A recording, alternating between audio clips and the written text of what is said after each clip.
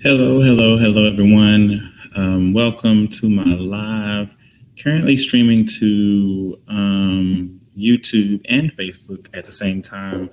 This one is mainly, this is me talking, doing my YouTube channel. It's called The Weigh In, and had some topics on my mind that I just kind of really wanted to get off my chest. There's three things I want to discuss mainly tonight, and inviting you in to come converse with me, think about some of the stuff I'm talking about, to collaborate in ideas and thought process with me, and ultimately, share your opinion. I do want to say that I want to keep it as PG-13ish as possible. I do want to respect the right that I do have people of all backgrounds and walks of life, and so I don't want to offend anybody on anything that I do as I'm growing my channel and as I'm also sharing these conversations with you. So, as you can tell by the title in the description box, you can definitely tell that I am looking at three different things. Tonight, we're going to talk about the cancel culture. We're going to talk about an overly sexualized society, and we're going to talk about dating in the new age. Those are the three topics that I've really been wanting to discuss, and I'm hoping that as many of you are able to get online, log in, and do all that other stuff, that you will participate in the conversation with me, and we'll talk about it. All right, so we're going to go ahead and get started. And if you see something that looks like a little black object moving behind me in the back, it's because my cat is out. She will make a lot of noise when she hears me down here talking on the camera, so I have to let her out for her to be quiet. So she's moving about, but don't mind her. She's just cute. She's a black cat. So we're going to talk about these three topics. We're going to talk about cancel culture. We're going to talk about an overly sexualized society, and we're going to talk about dating in the new age. So again, I hope that if you join or log in, that you will participate in some of the conversation, no matter what you give. Just remember, again, I wanted to make sure that we do keep our conversations PG-13, because I do have students, former students, and people, again, all walks of life, preachers, teachers, everything. So I don't want to offend anybody on my channel. So I know sometimes we can get raw. Don't get me wrong. I love raw conversation, but let's make sure that we do it in a professional manner, only because I want my channel to be professionalized. I don't want it to be too raw. All right. So we're going to go ahead and get started. So for any of you that are logging in, watching, whatever the case may be, I want to first start talking about cancel culture. So that's the first one we're going to talk about. We're going to talk about the cancel culture and what that is and what it looks like and why. What is the purpose of it? Again, if you can leave comments. If you actually want to join me in the live, you're more than welcome to. I will provide that link. If anybody wants to join me, I will provide it. Just let me know and I will provide it to you. And we can definitely get you on here. We can talk about what that looks like. All right. So moving forward, let's talk about cancel culture. So the first thing I want to do is I want to share the definition of what that is with you. So hold on just a second. Let me share my screen with you. And we're going to talk about cancel culture. All right. So according to when I pull it up in Google, cancel culture is defined as being something that refers to the popular practice of withdrawing support for canceling public figures and companies after they have done or said something considered objectionable or offensive. Cancel culture is generally discussed as being performed on social media in the form of group shaming. Okay, so that is the definition of what they consider to be cancel culture. That's a tongue twister. What they consider to be cancel culture. So looking at that and keeping that in mind, what cancel culture is, I wanted to first bring about, do we think cancel culture is needed? Is that something that we actually need in today's society? And that's kind of my first question I'm gonna throw out there. And so again, if you're catching it later, watching a replay or whatever, you can always leave it in the comments, because the conversation can always continue whether we're live or not. In my mind, what I think about when I think about cancel culture, I see it in two ways. Okay, the first thing that I see is that I see cancel culture as being something that can be very good if used the correct way. And so I'm going to start off with the positive. It sometimes is okay to cancel some things. We sometimes give our support to things that don't need our energy. And I feel like at sometimes you need to cancel some things. It's just like having a subscription to a magazine, a newspaper, to some kind of sale or even a business. You have a subscription because you support it, but if at any time you should change your mind, and or if something should happen where maybe you don't like the product so much, or maybe the news isn't as interesting as it was, or maybe their fees have gone up, we unsubscribe to those things. Cancel culture is kind of that same thing to me mentally. When we get in cancel culture, it's good sometimes because sometimes we need to bring awareness that, hey, we got to cut some things off or cut some ties, and it's okay to cut those ties off. But I do feel like that at times we sometimes take cancel culture and we go way too far. Like we take it to an extreme, and every time somebody does something or do something, we want to go and cancel them. I've even heard of situations where people are going back digging in people's posts from 10 and 13 years ago. Dude, look, people can change. People can change from 10 years ago. People can change from 5 years ago. People can change from 2 months ago. It's all based on the person and how hard they want to work at the change at the time. Um, so cancel culture, sometimes we do too much. We're digging too deep to cancel somebody. We're looking for reasons to cancel them, and we don't need no reason to cancel nobody. If they do something, I understand canceling them. We cancel them for now, and you give people a second chance down the line. But I do feel like sometimes as people, we'll take it and run with it, and we'll again cancel somebody. Like I said, recently you see people digging 13, 20 years down somebody's feed and history from posts they made 20 years ago. I promise you that person that posted that 20 years ago is not the person that you see today. Not saying they don't have some of the same belief systems or they do some of the same things, but that person is not the same person that posted that 20 years ago. There are some things that I see in my Facebook post on a normal basis. There's Facebook post those what is it? Those memories, in your stuff when you log in. It has those memories that come up from different years and days and stuff. And I read some of the things I posted back like in the early 2000s, the mid 2000s, and I'm thinking like, some things I remember vividly, and I remember what happened and why I posted it. And some things I'm looking like, what was going on and what made me post that? It's many times we post things when we're in our feelings, we're in our mood, we were in a different mental state, a different place in our life. 10 years later, unless you're a person that has had no growth or very little growth in that amount of time, how can you justify canceling somebody for something they said 10 years ago?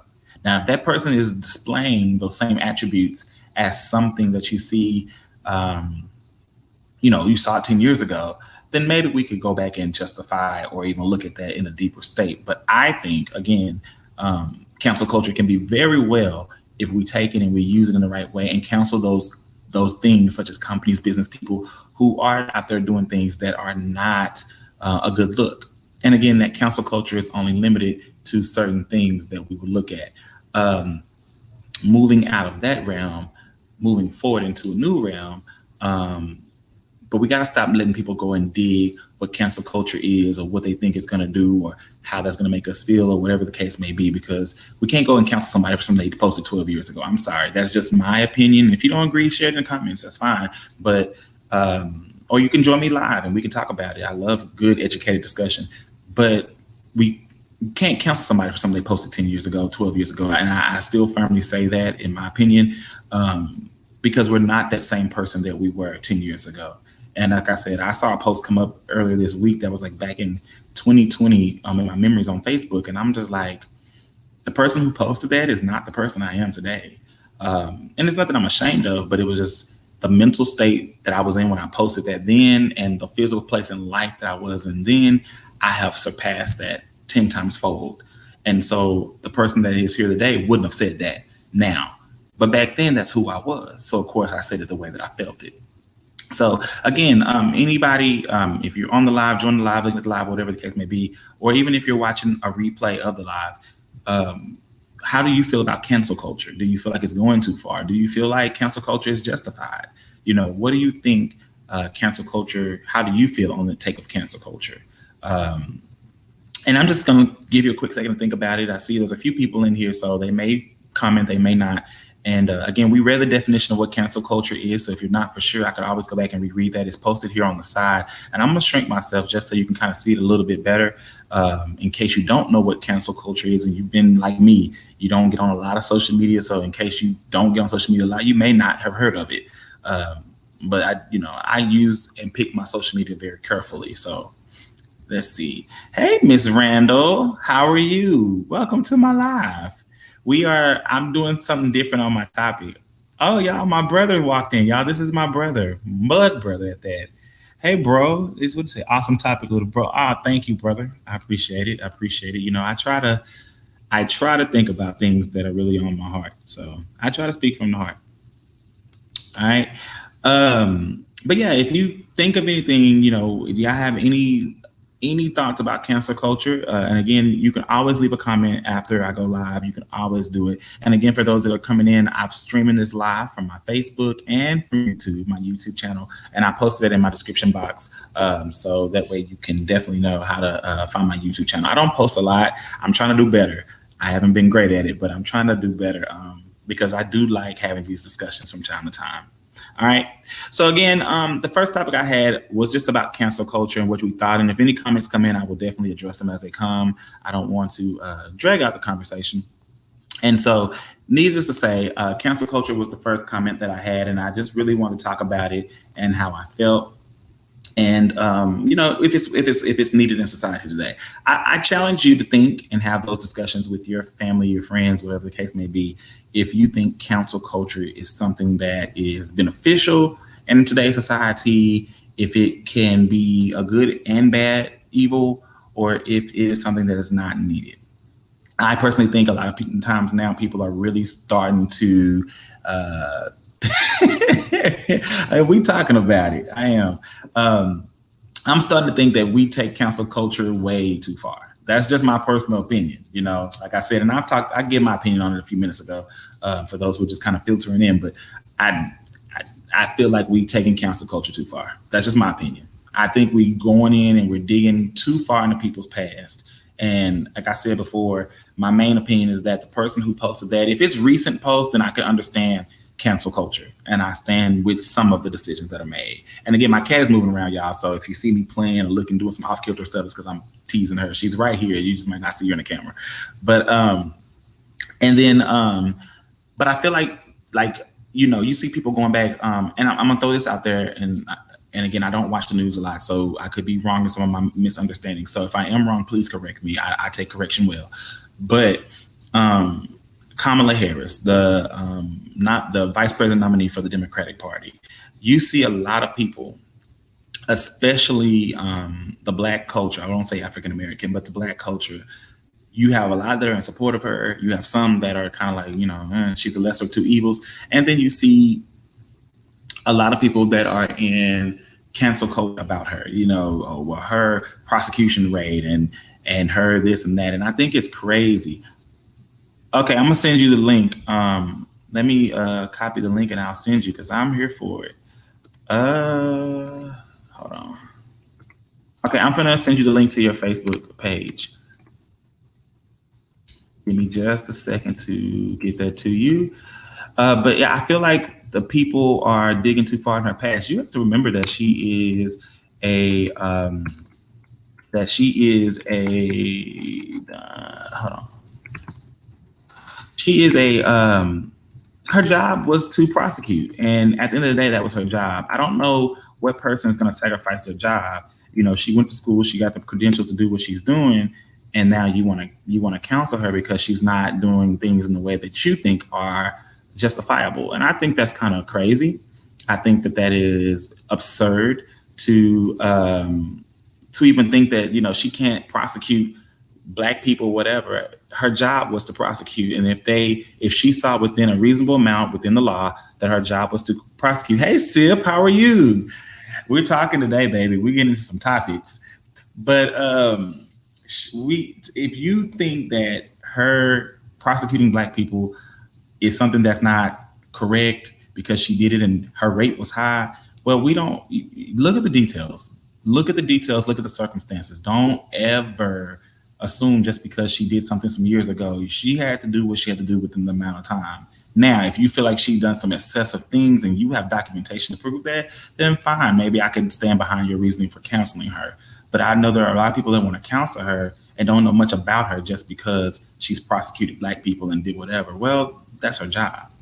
My job is to teach. If I go out here and I teach and I choose to stray away from the curriculum and do something different, then that might be one thing. But if I'm teaching what was asked of me and requested of me as a job and a teacher and a professional, then you can't counsel me for that, because I did what was required of my job. And at the end of the day, that is my livelihood.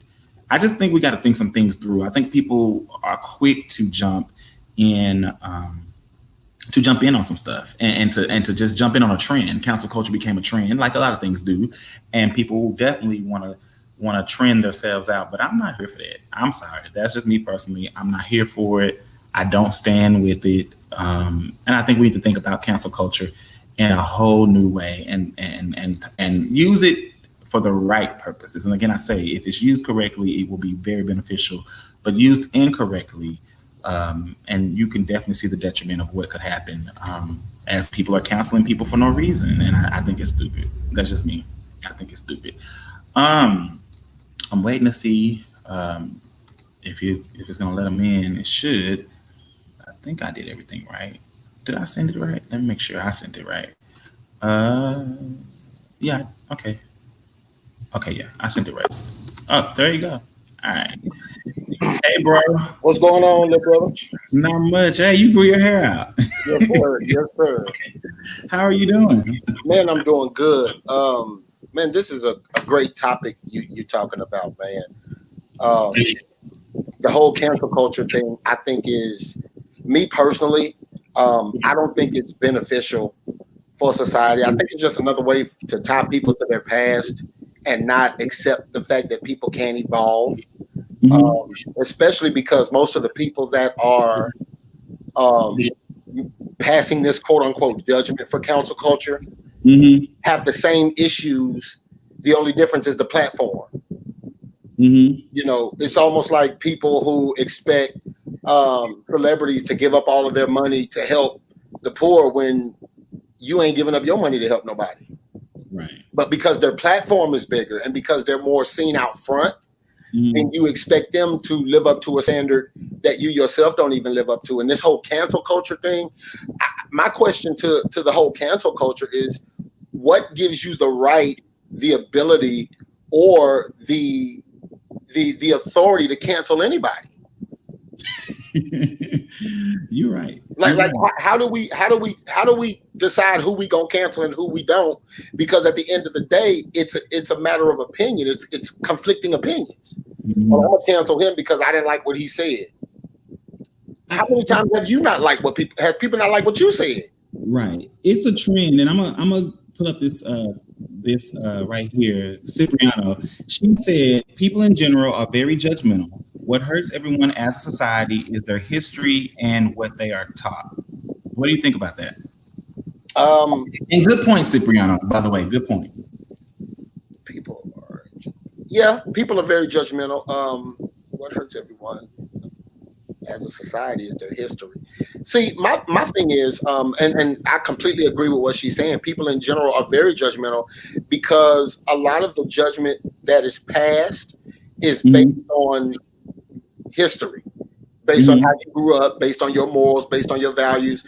You know, if you grew up, like us, we grew up in a Christian household. You know, we go to church and we weren't doing nothing else. We stayed at the church, right? So if we didn't learn to adapt and open up and see the world for ourselves and learn that the greatest thing that we all have in common is our differences, and we could have very well become the judgmental people. Correct. You know, we could have very well been like, hey, we Christian, we don't do that. The Bible says we don't do that. We don't do that. And so everybody that did it, we could have been very, very judgmental. But I thank God because we had grace enough to grow and learn that, we got to love people for who they are. And everybody is different. And so we don't get the opportunity to cancel people because we don't agree with what they do. I've never been a fan of this whole cancel culture thing because you don't have the right to cancel somebody because you disagree. I think it's a two-way street. For me, and I'm a Sagittarius. For anybody who don't know, so we see things. Most Sagittarius see things from a different perspective. One thing about me and the way that I grew up. Hey, cousin, Dante's in the room. All right, Dante, what's good, man? One thing that comes up about me and what I And what I think is, I see things from multiple perspectives. One thing is, can we counsel someone? And this is a question I have to ask myself and be realistic about it. Can we counsel someone for their actions present day? My answer to that is yes. I feel that we as a society, we can counsel someone. Like, say somebody, a company goes out there and they do some very racist stuff, you know. And I don't want to talk about politics too much or racism. I try to stay away from those topics, but sometimes it's hard. One thing that, you know, like one of the companies put some stuff out, what, about a year ago? It was like a shirt. One of the companies went on a campaign with a shirt or something, and it had like a monkey or something on Right. there. Right. I want to say that was H&M. I could be wrong, but I think it was And H&M. I'm gonna look it up and see, but I think it was H&M. And um, as I'm typing it, it was, people got really offensive about it because of the monkey and the black boy was wearing it and whoever the case was. Now, I see that topic from 2 points. Okay. Can we cancel H&M for insensitivity? Yes, because it could have been considered insensitive depending on how it was planned. Absolutely. Should we have canceled H&M? Hey, cousin, should we have canceled H&M because a black boy was wearing a monkey on his shirt? I think that part was wrong. I think we took it as, well, why the black boy wearing a monkey on his shirt? Or people even get to the points when we get into movies, well, why does the black boy or the Hispanic child or whatever the case is got to play these traditional roles or these whatever roles? Yes. Should we challenge normalcy? Yes. Do we have to counsel somebody because they made a bad decision? No, I don't agree with that. Now, if somebody does something strategically and it can be proven, should we counsel them? Yeah, we can counsel them. But you know how they're going back and digging up, and you see this a lot in trends now. People going back digging stuff up from 10 years ago. Mm-hmm. You're not the person you were 10 years ago. Mm-hmm. I'm not the person I was 10 years ago. There's stuff that I see in my Facebook memories, and I was saying that a while ago, that I read on a weekly basis that I be like, I either remember what I was doing when I wrote that, or it's like, what in the world was I thinking when I wrote this post? Absolutely. 2009, I'm like, I don't even remember I don't know what made me write that post in 2009. What triggered me? I may remember writing it, but I don't remember what the purpose in me writing that post was. Absolutely. So let me ask you this: What does My cousin, what does cancel culture really do?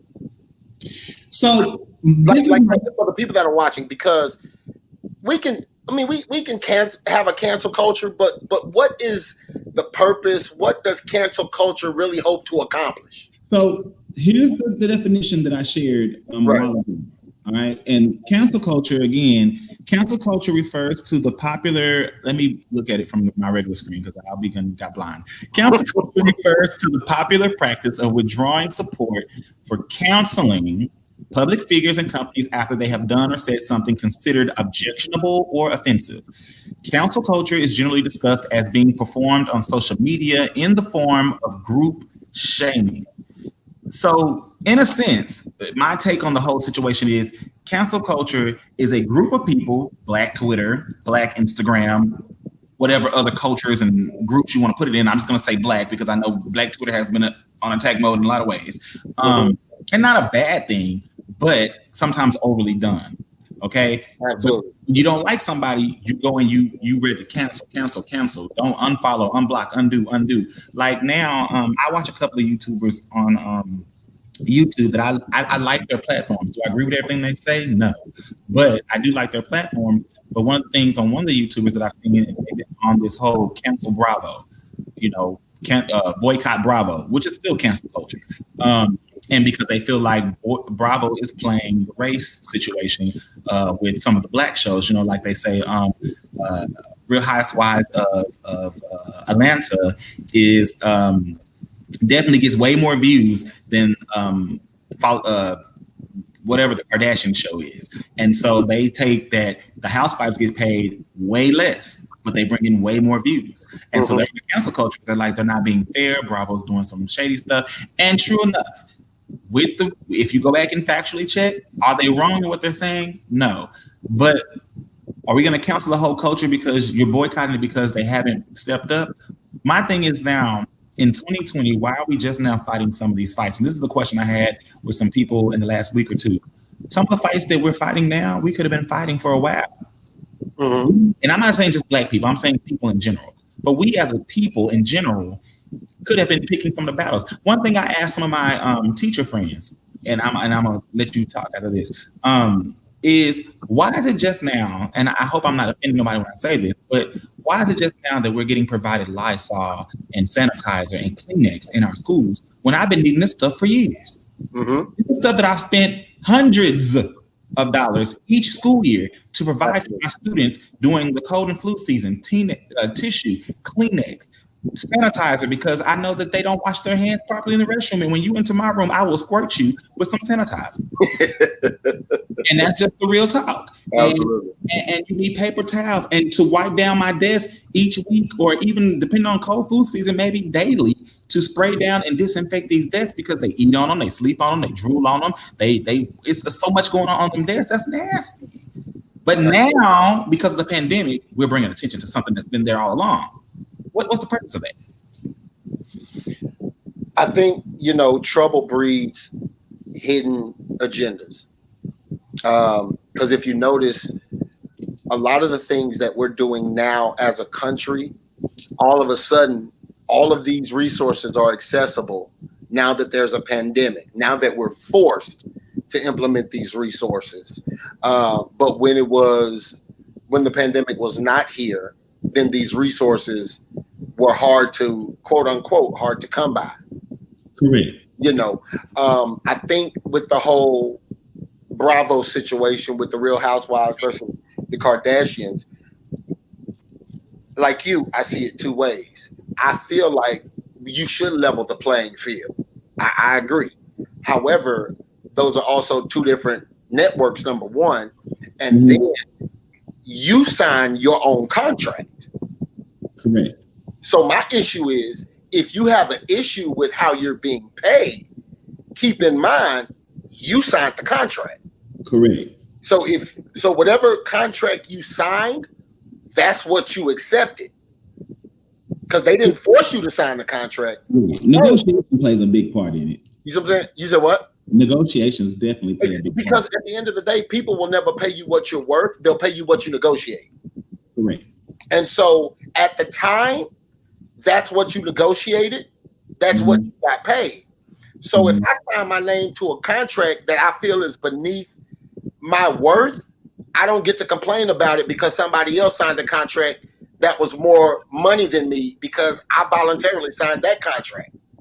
And you can say, well, I needed you can't say, well, I signed it because I needed the money. No, if you feel like you were more valuable than what they offered you, you shouldn't have signed the contract.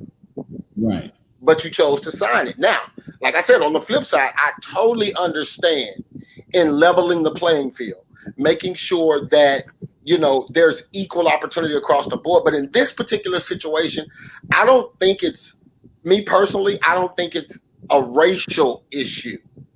I think it's a business issue. Okay. Because if they're bringing in great ratings, on both shows, and it's up to the network to go, they're on two separate networks, number one. It's up to the network to come in and say, all right, we feel like you guys are bringing this to the table, so let's just renegotiate the contracts. Because at the end of the day, they keep re-signing the contracts season after season. Right. And there's and I'm just throw this in so you can comment on this as well. Mm-hmm. There was I've seen it off of some other people talking about how I guess right now Nene Leakes has not joined the retaping of Real Housewives of Atlanta because she's standing strong to get a raise that she deserves because she's helped to build reality TV, but she's a staple on that show. And so and I understand, she's standing her ground and so she hasn't started, but my thing is, why is it just her? My question is, why is it just her? And why are the other girls not fighting? Do they feel their contracts are fair, or is Nene maybe being greedy? Because I've been one of those other ways. I know for sure. So, that seems like a lot of money. When you're talking about somebody who just shares moments of their life, on TV and becomes a public figure versus someone who is classically trained in a skill or an art who we don't even make six figures. And I'm not talking about myself, I'm just meaning many jobs across the board. Mhm. I think I think it should only be considered greed when what you're asking for outweighs your talent. Okay, that's fair. You know what I mean? Like Mhm. if okay, you're a choreographer, right? Yeah. And you put a lot of time, energy, effort into creating these amazing routines. And then you have somebody that hasn't put in half the work that you put in, but they come in and want more money than you. Mm-hmm. That's greedy to me. But if you were to come in and say, I have, 15 years, 20 years experience, I've choreographed for this person. Like if your resume speaks Mm-hmm. for itself, then I don't consider it greed. I consider it knowing your value. Because you can't go to a specialist and try to pay them like a back office doctor. Because they put in the work, they put in the time, they have a proven resume. So you got to pay them for being a specialist in that area. You don't pay a master somebody with a master's degree the same price you pay somebody with just a diploma. Correct. To a third degree. You know what I mean? But let me throw devil's advocate in there because Okay. you're doing a lot of good stuff. And we're still on cancel culture. We're just showing some different variations of that for anybody who's joining in. So what if I would have, and it's no secret, I worked for Walmart for many years. I was an up and coming manager, had the opportunity to go into the assistant manager program, have been offered to come back to go into the store management program. It's no secret. And I've turned all that down because I chose my personal life and what I wanted to do over the money. Yeah. I can walk in right now with the amount of education that I got, and Walmart does not require a degree to be a store manager or even a regional manager. Or did in the past. They may have changed that recently, but didn't in the past. I could walk in being a store manager, making more money now with no credentials beyond a high school diploma, and that's even questionable. Now than I am as a teacher with two different degrees. Mm-hmm. And what do I make in a classroom teacher right now, working the way that I work? And I'm just keeping it real. I'm not throwing shade or salt. I'm keeping it real. That's one scenario. Scenario number two. What if you have somebody who has had a shorter career span and a shorter resume, but had greater outcome than someone who's had a longer career span and did it? Prime example, and I could use myself, I'm going to throw another example out there. Beyonce has been in the music game since the late 90s. She went solo in her early 2000s. And in the early 2000s, Beyonce has surpassed people that's been in the music game since the 90s. And still surpasses people that have been in the music game today. Again, sometimes tenure and experience doesn't mean anything when the output is greater than what your experience is. You can be in a situation this long, but have this much. Absolutely. Absolutely. And I agree with you. And those are those case by case scenarios, those what I say, like those freak accidents, those type of factors that come into play when you're looking at somebody like Beyonce, who has longevity, she has the tenure, she has the following, she has the ability to continue to evolve with the culture. It's almost like she has her ear to the culture and she continues to evolve musically as an entertainer, as a person. When you see that, then Beyonce coming in and saying, "Hey, you want me to do a concert? It's $1 million off top." She has the right to ask for that because she has proven outcome. As opposed to somebody who has been in the game 20 years and still can't sell out the pavilion. True. Like Frankie Beverly and Maze. They hadn't dropped the album in what, like 50 years, 20 years, 30 years, but yet they still sell out concerts continually. Yeah, they do. So when they're asking for that type of money, yeah, they haven't put out an album in forever, but they have a proven track record that if you bring them in, they're going to sell out the concert. That's even without an album. So that shows, again, their outcome. You know, Beyonce's still dropping projects. You know, and she's gotten so good to the point to where she don't really have to market it. She don't. You wake up in the middle of the night, her new album is on iTunes, and by the time the sun come up, she done sold 1 million records. Yeah. You know, so when you look at that, when you look at those people who are requesting those, you know, tremendous amount of money for their performances or for their attendance or for their information, I'm like you. Yeah, they may not have a degree, because degree, we all know now that, you know, most people who get a degree don't even work in the field that they got a degree in. True. You know, and I also know, because I don't have a degree, but I also know, coming from a business standpoint, I got my degree in experience as opposed to academics. So when I walked into a job, they saw my experience and paid me like I had a degree based on my experience, because that was less money they had to come out of pocket trying to train me, trying to teach me this whole new thing. They were like, okay, you got the experience, you're going to make us money, because we don't have to start you from the bottom, you know, as opposed to hiring somebody, sending them to training, all of that. You know, I've had management experience. I've worked in food service. You know, I had 12 years of food service experience. I had 6 years of management experience. You know, so dealing with customer service, 20 years of customer service experience.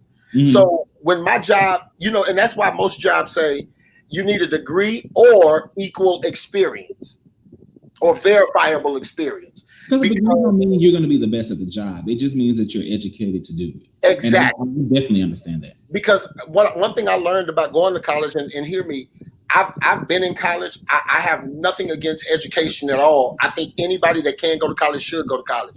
But I also understand, too, that college teaches you the knowledge of it, but it doesn't always give you the best experience practices.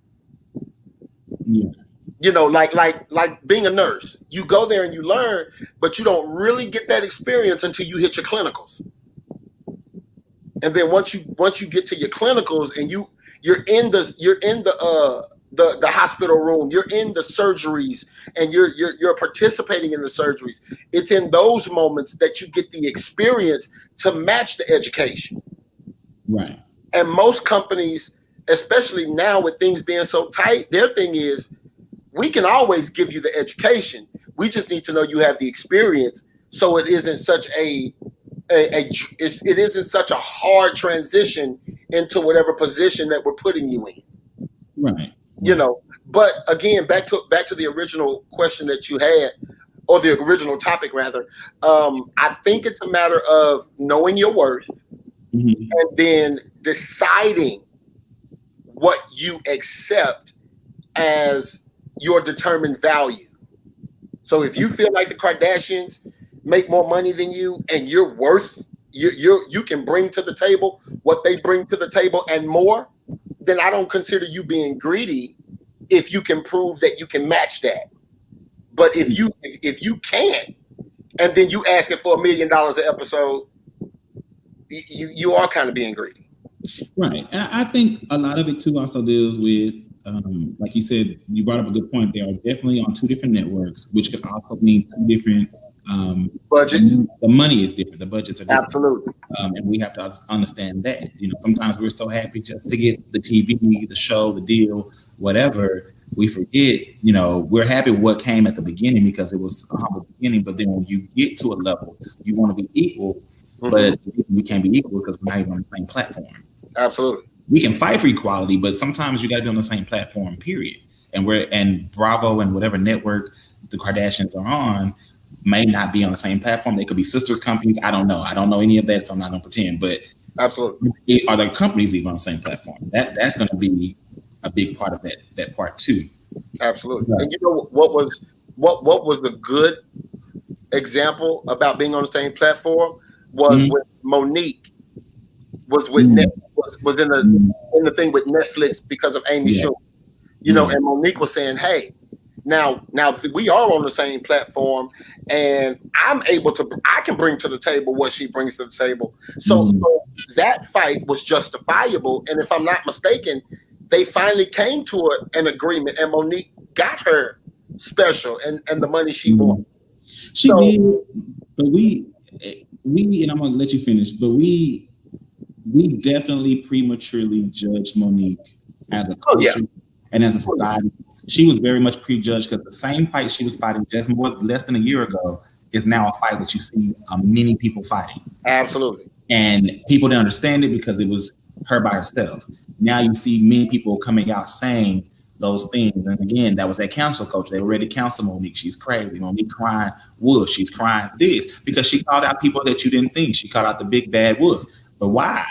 Why? Hey, Auntie. Hey, Auntie, what's going on?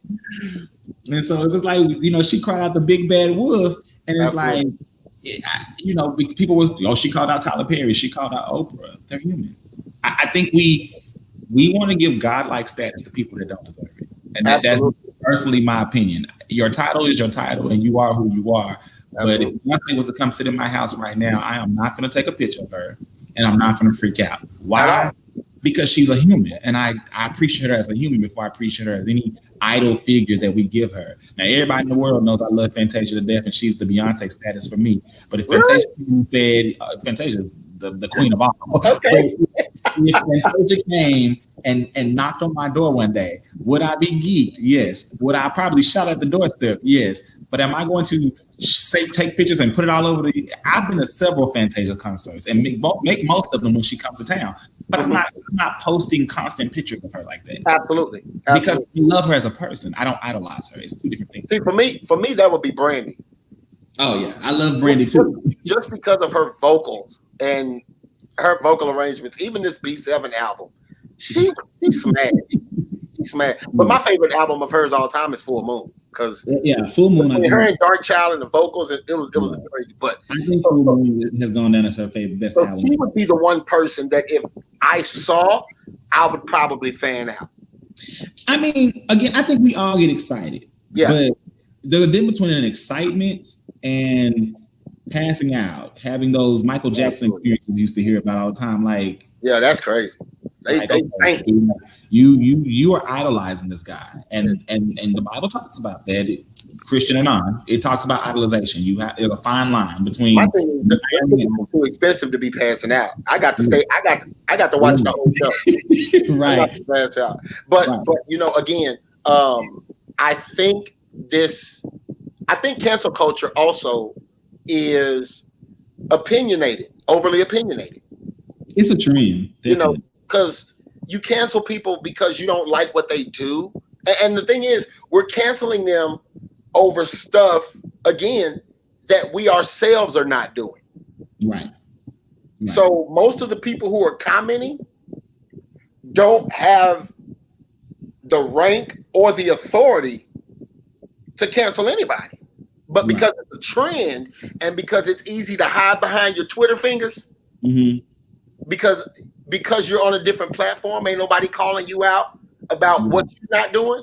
It's easier to just follow along with the group as opposed to saying, I don't support cancel culture. I don't cancel anybody just because from a grace standpoint, because I can't cancel people for a mistake that they made, knowing that I'm going to make plenty more mistakes in my life and I don't want to be canceled.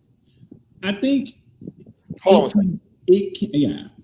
I think it could definitely be justified if cancel culture is if it's something very detrimental. Like I said, if a company comes out and does something inadvertently racist, or something that is very derogatory versus women, men, child, sexuality, whatever, can we cancel them? Yes. Does it have to be a permanent cancel? No. But can we cancel them in the moment? Yeah, we can cancel them in the moment. But like I said, you have people that are digging 10 years in somebody's past to find anything to go out there and publicize and to bring back to relevancy. And like I think with Kevin Hart. fair because who that person was 10 years ago does not define who they are now. I don't think anybody is the exact same person they were 10 years ago. Now, could they have some of the same belief systems? Yeah.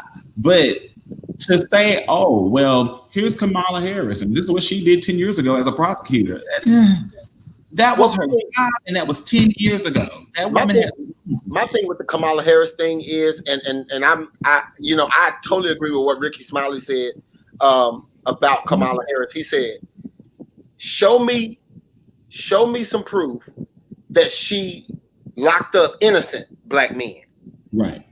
Not to mention, she didn't personally lock up any of those men.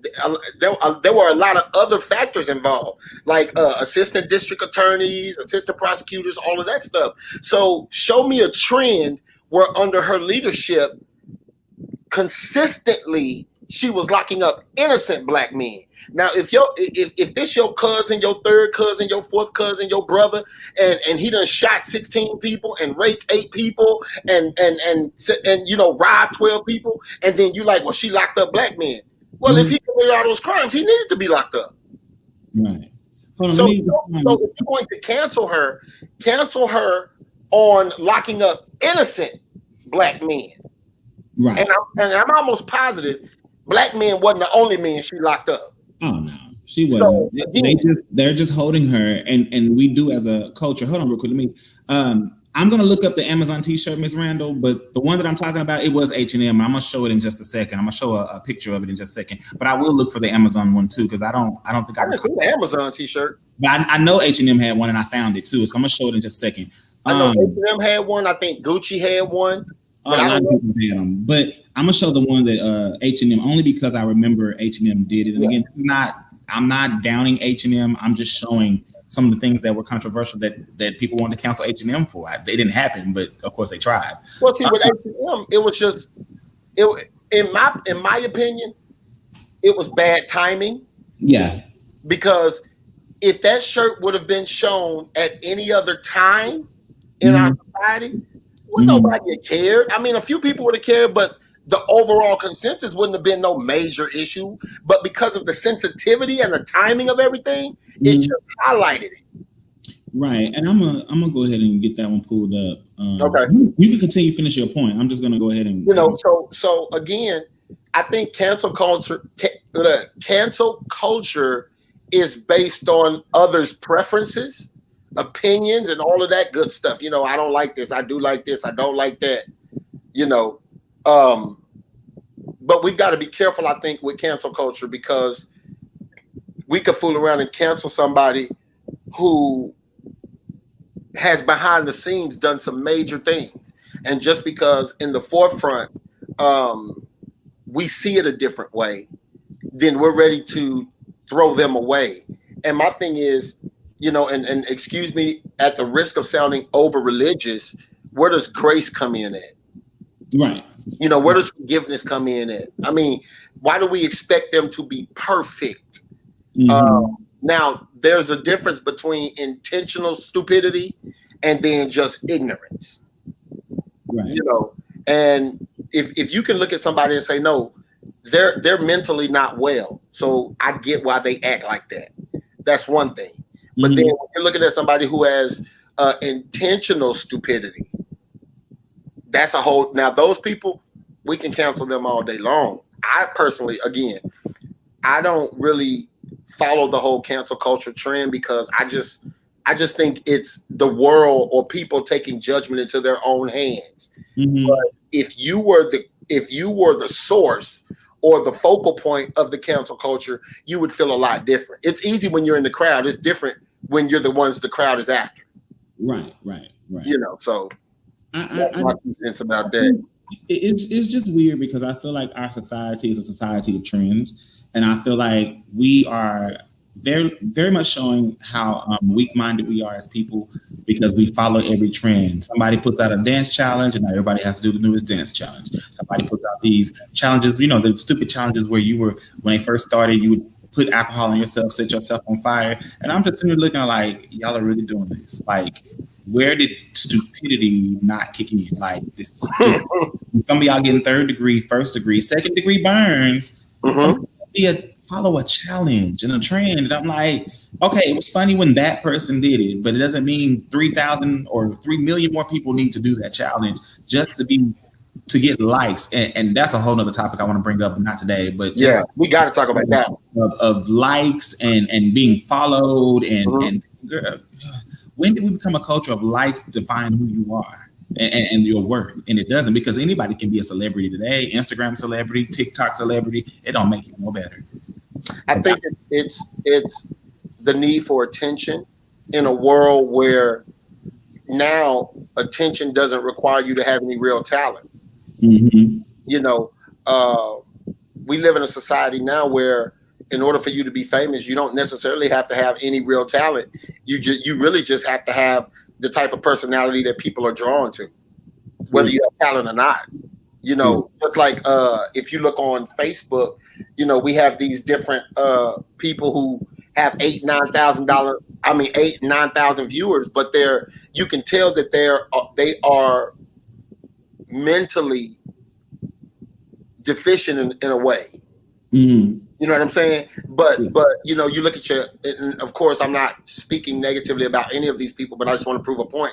You look at your Pastor Kobe's, you look at your Andrew Caldwell's, you look at the other guy, your Ice JJ Fishes, you look at your Mm-hmm. Wings, you look at your A Towns, these guys who look like or give off the appearance that they are somehow mentally deficient in a way, but yet they got 15,000 followers, and when they go live, 3,000 people watch them just to laugh and make fun of them. And Mm-hmm. you're looking like, I remember a time where that wouldn't have flew. Somebody would have been like, y'all gonna bust hell wide open laughing at these people. But Mm-hmm. now they're famous. Yeah. They're famous for doing nothing, Yeah. just being themselves. Right. So again, our standards have dropped tremendously in the area of the requirement for talent to actually be famous. Yeah. And now it's about Yeah. one-hit wonders. You got people. Yeah. It's hard to find people who have longevity in the game now because everybody is literally like a one-hit wonder almost. Right. Right. You hear one or two songs on the radio, and you don't hear nothing else after that. Right. Hold on. Let me show this clip. Okay. All right. So this is, and I'm gonna take us off the screen for a second and just show the clip. But this is the clip that I was talking about that H&M had initially put out there. And if you're looking at the clip, you'll see that there is a African American child, black child, whatever you want to call it, that has on a green hoodie that says "Coolest Monkey in the Jungle." And then you have, again, a Caucasian appearing child that has mangrove jungle survival expert and some other writing I can't make out. And so this was one of the commercials I remember about a year ago that really made national news because they were so mad that they had that boy in a shirt that says the coolest monkey. But my first thought was before it was called cancel culture, but definitely the beginning stages of what we are now seeing as the infamous cancel culture. This is, you had this boy in his shirt, and it's like everybody got mad. Like, why they put that boy in that shirt? But here's my thing. When you think about all the steps it took to get there, there had to be somebody's mom, and I'm assuming this boy is not adopted. So I'm very much assuming he has a black or African American household that was at that commercial, that saw the outfit, and that approved it to happen because he's still a child, which means the parents have to sign off on every single thing that child does before it makes it to Absolutely. the TV. And somebody signed off on it, and the culture got mad. And it was like, well, this and H&M, but it's like, yes, could it be seen as insensitive? Yeah, depending on the angle in which it may have been thought about. And timing was definitely a big part. But where do we hold people accountable that said, yeah to this? This right here, it wasn't just by a coincidence. Somebody's mother or parental guidance signed off on this and said that it was okay, and they were okay with it, and they knew it was coming before it even hit TV. And people got mad because he's a black boy wearing a monkey shirt. And yes, we know that, traditionally, historically in racism, people refer to dark-skinned people as monkeys and all this other stuff. But did this particular statement that probably didn't even hold those particular same sentiments, did it have to be held to that same standard? And this was probably done innocently. You're giving kids jungle themed stuff. They're little boys. It is something that would be normal, but because he wore the shirt that said "coolest monkey," we lost our. Well, let me ask you this: was the concern about the little boy, or was the concern literally just something to pick apart to start a new rant about? Hmm. And the reason I'm asking you is because was this cancel culture, were they concerned about the little boy being displayed as a monkey, or were they concerned about attacking H&M to rush and cry racism about, like what you said, something that could have been just an innocent mistake? I don't. I'm not for sure. Let me start off by saying that I'm not for sure, but I definitely think that. I do think that when they saw it, it was the automatic defensive, racially defensive Yeah. mode. Somebody pulled out, and I don't. I mean, it could have been started by a white person. I really don't know, but it was automatic defense. And once the black culture got a hold of it, it was the black card and the race card. And not saying they're not justified, because I can understand the sentiments of where that statement has been in the past and where it could still be in the future. But I think that we didn't also take time to really address the questions that need to be asked. Why did you choose this particular ad? Why did you put the black boy in this particular shirt? Did he choose it on his own? Did the parents choose it? Like, what we needed to know some more details before we blew up about something that could have been done innocently and with a pure heart that was just done wrong. You know what I mean? Absolutely. And I think that's where we went wrong as a culture. We didn't ask the right questions yet. And I've noticed that, and this of course brings me to the whole cancel culture thing. I noticed that. Notice how quick we are to attack something without knowing all of the information. Right.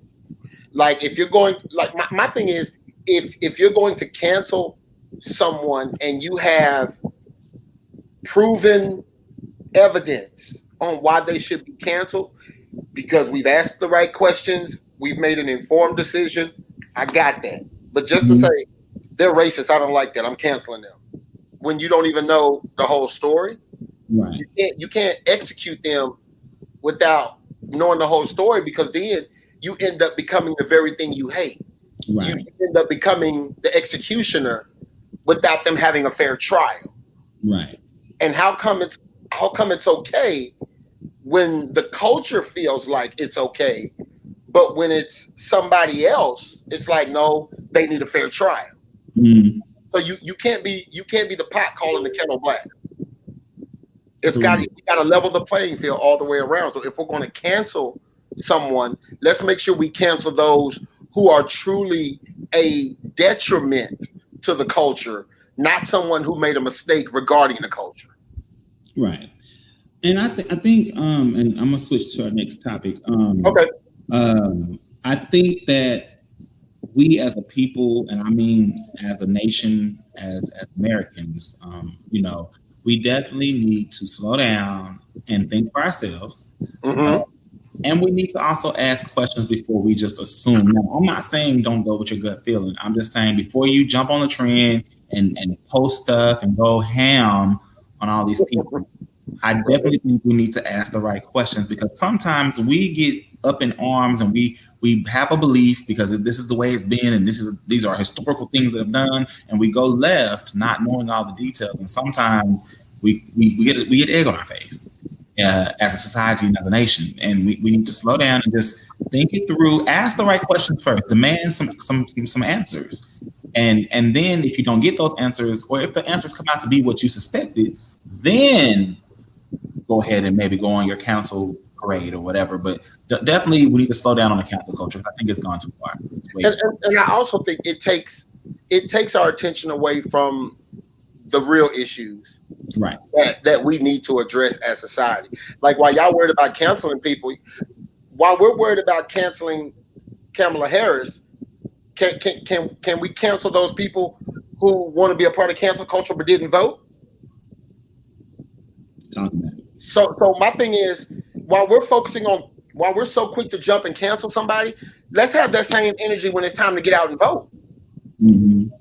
Because here's the truth: if we would have gotten out and voted, there would be no reason to try to cancel Kamala Harris. Mm-hmm.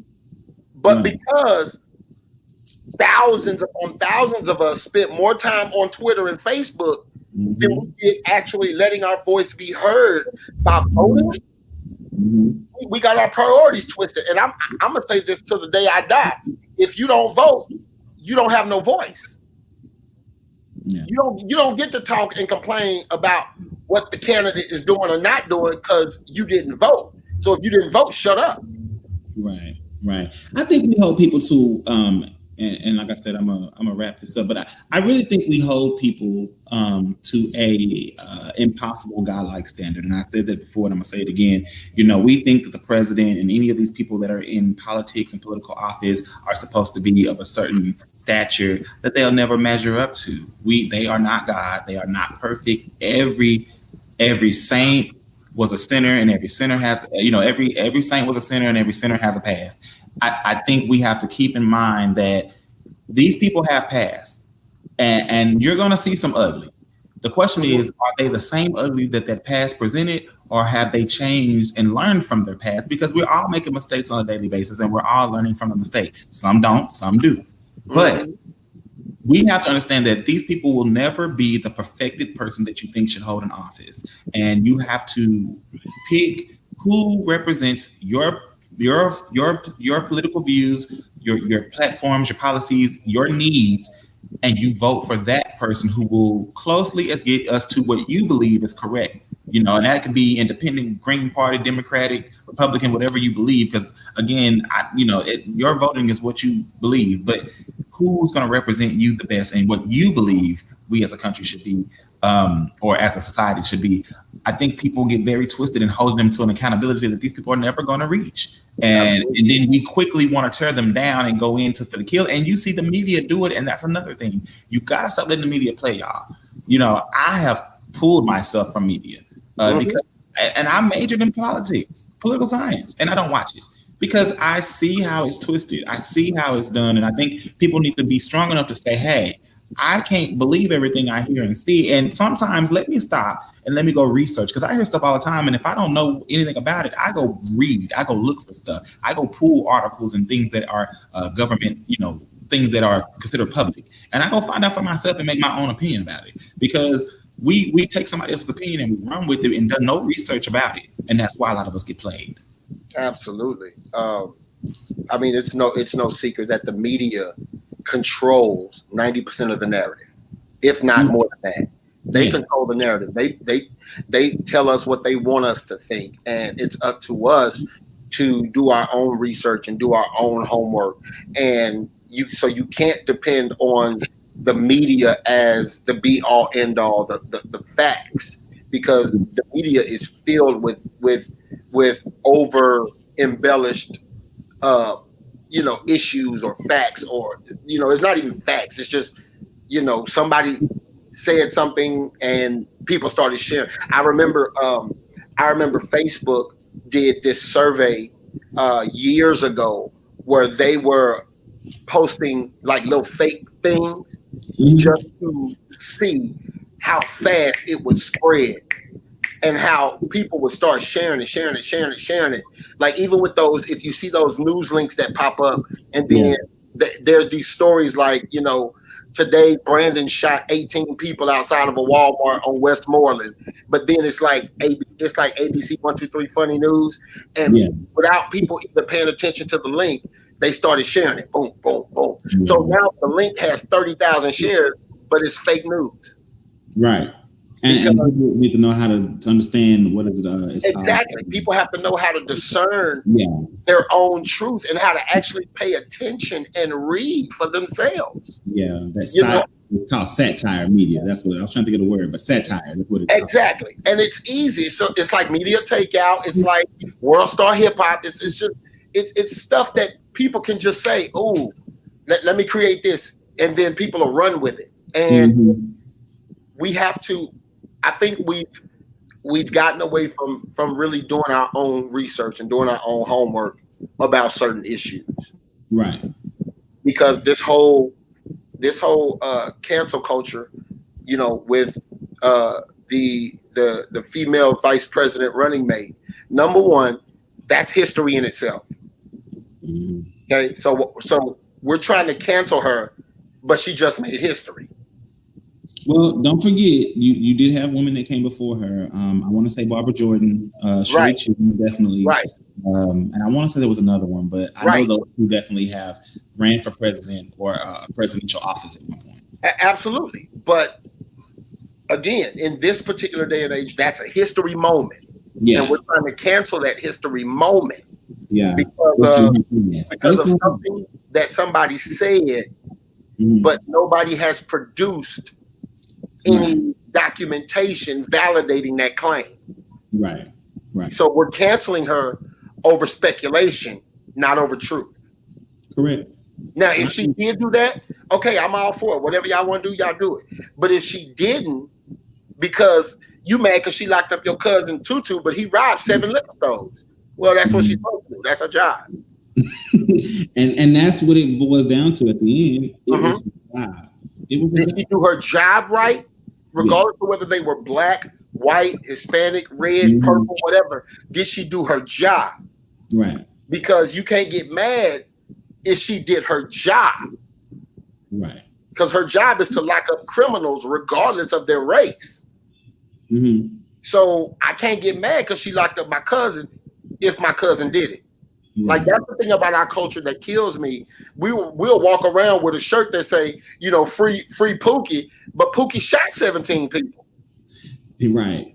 Man, the laws, man, they messed up. They gonna keep him locked up. He shot 17 people.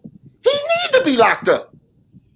But we have our emotions and our feelings. Exactly. And that's what gets us wrong, because when we talk about cancel culture, it's the emotional drive behind it. And the actual drive behind it. And that's where we have to, again, be smart enough to say, hey, step back and let's really assess this and evaluate what's wrong. Exactly. You're exactly right. Exactly right. Yeah. You got to be able to take your emotions out of it and deal with information, deal with facts, deal with truth. Yeah. And people don't want to deal with truth because they think their emotions justify them getting their way. Yeah. But you got to deal with truth. Yeah, you do. I'm gonna go ahead and switch the topic. Okay. And we're gonna go into my second topic that I want to discuss tonight was an overly sexualized society. I'll be right back, and we're gonna talk about that. All right, no, go ahead. All right, so we're gonna talk about an overly sexualized society, and as we go into this, I definitely want to go ahead and read a quick little snippet of an article, and I'm gonna go ahead and do that. And so this article I kind of found, and I've kind of lightly read it. I didn't finish it all, so I'm gonna be honest about that. But I definitely want you to see it. This article comes from Iridescent. I guess it's an online magazine for women, and they had the topic of an overly sexualized article. Overly sexualized is our culture. Overly sexualized is what it says, and it's by Joy Atmore. And this was written back in 2019, May of 2019, so it's just a little over a year old. And so I'm gonna just read just a quick excerpt of it, and then we're gonna talk. All right. So it says, "I'm not often consciously thinking about the sexualization of our society." Hold on, I'm sorry. Yeah, it says I'm not. Lost my page. There we go. I'm not often consciously thinking about the sexualization of our culture on a day-to-day basis. That is, however, until I am in the presence of kids. Then I want to shut off every screen, avoid every subway station lined in life-size billboards advertising everything from condoms to the latest big blockbuster, and put tape over the mouth of anyone who dares says anything even slightly inappropriate in their presence. A little extreme, I know, but the point is that my instincts are to protect the children I am with, not expose them prematurely. Now, here's something I think real quick. I definitely think that that's the way things used to be. I don't think that is the narrative very much anymore. I think that's the way things used to be. That's how our parents and our and our grandmas used to be. They didn't want us to be exposed to stuff like that. And so that's how a lot of parents were, and some parents still are, but that's how things were. Now I'm going to continue and read the next little section and then we'll talk. Okay. This says, there is something about being in the presence of innocence that makes us keenly aware of our brokenness. And that's a big fact, okay? It holds us to this account. Innocence reminds us of the condition that we both enter this world with, and also spend so much of our adult life trying to protect in others. I think how we respond to the presence of purity in our midst is a good indicator of the state of the world that we are inhabiting.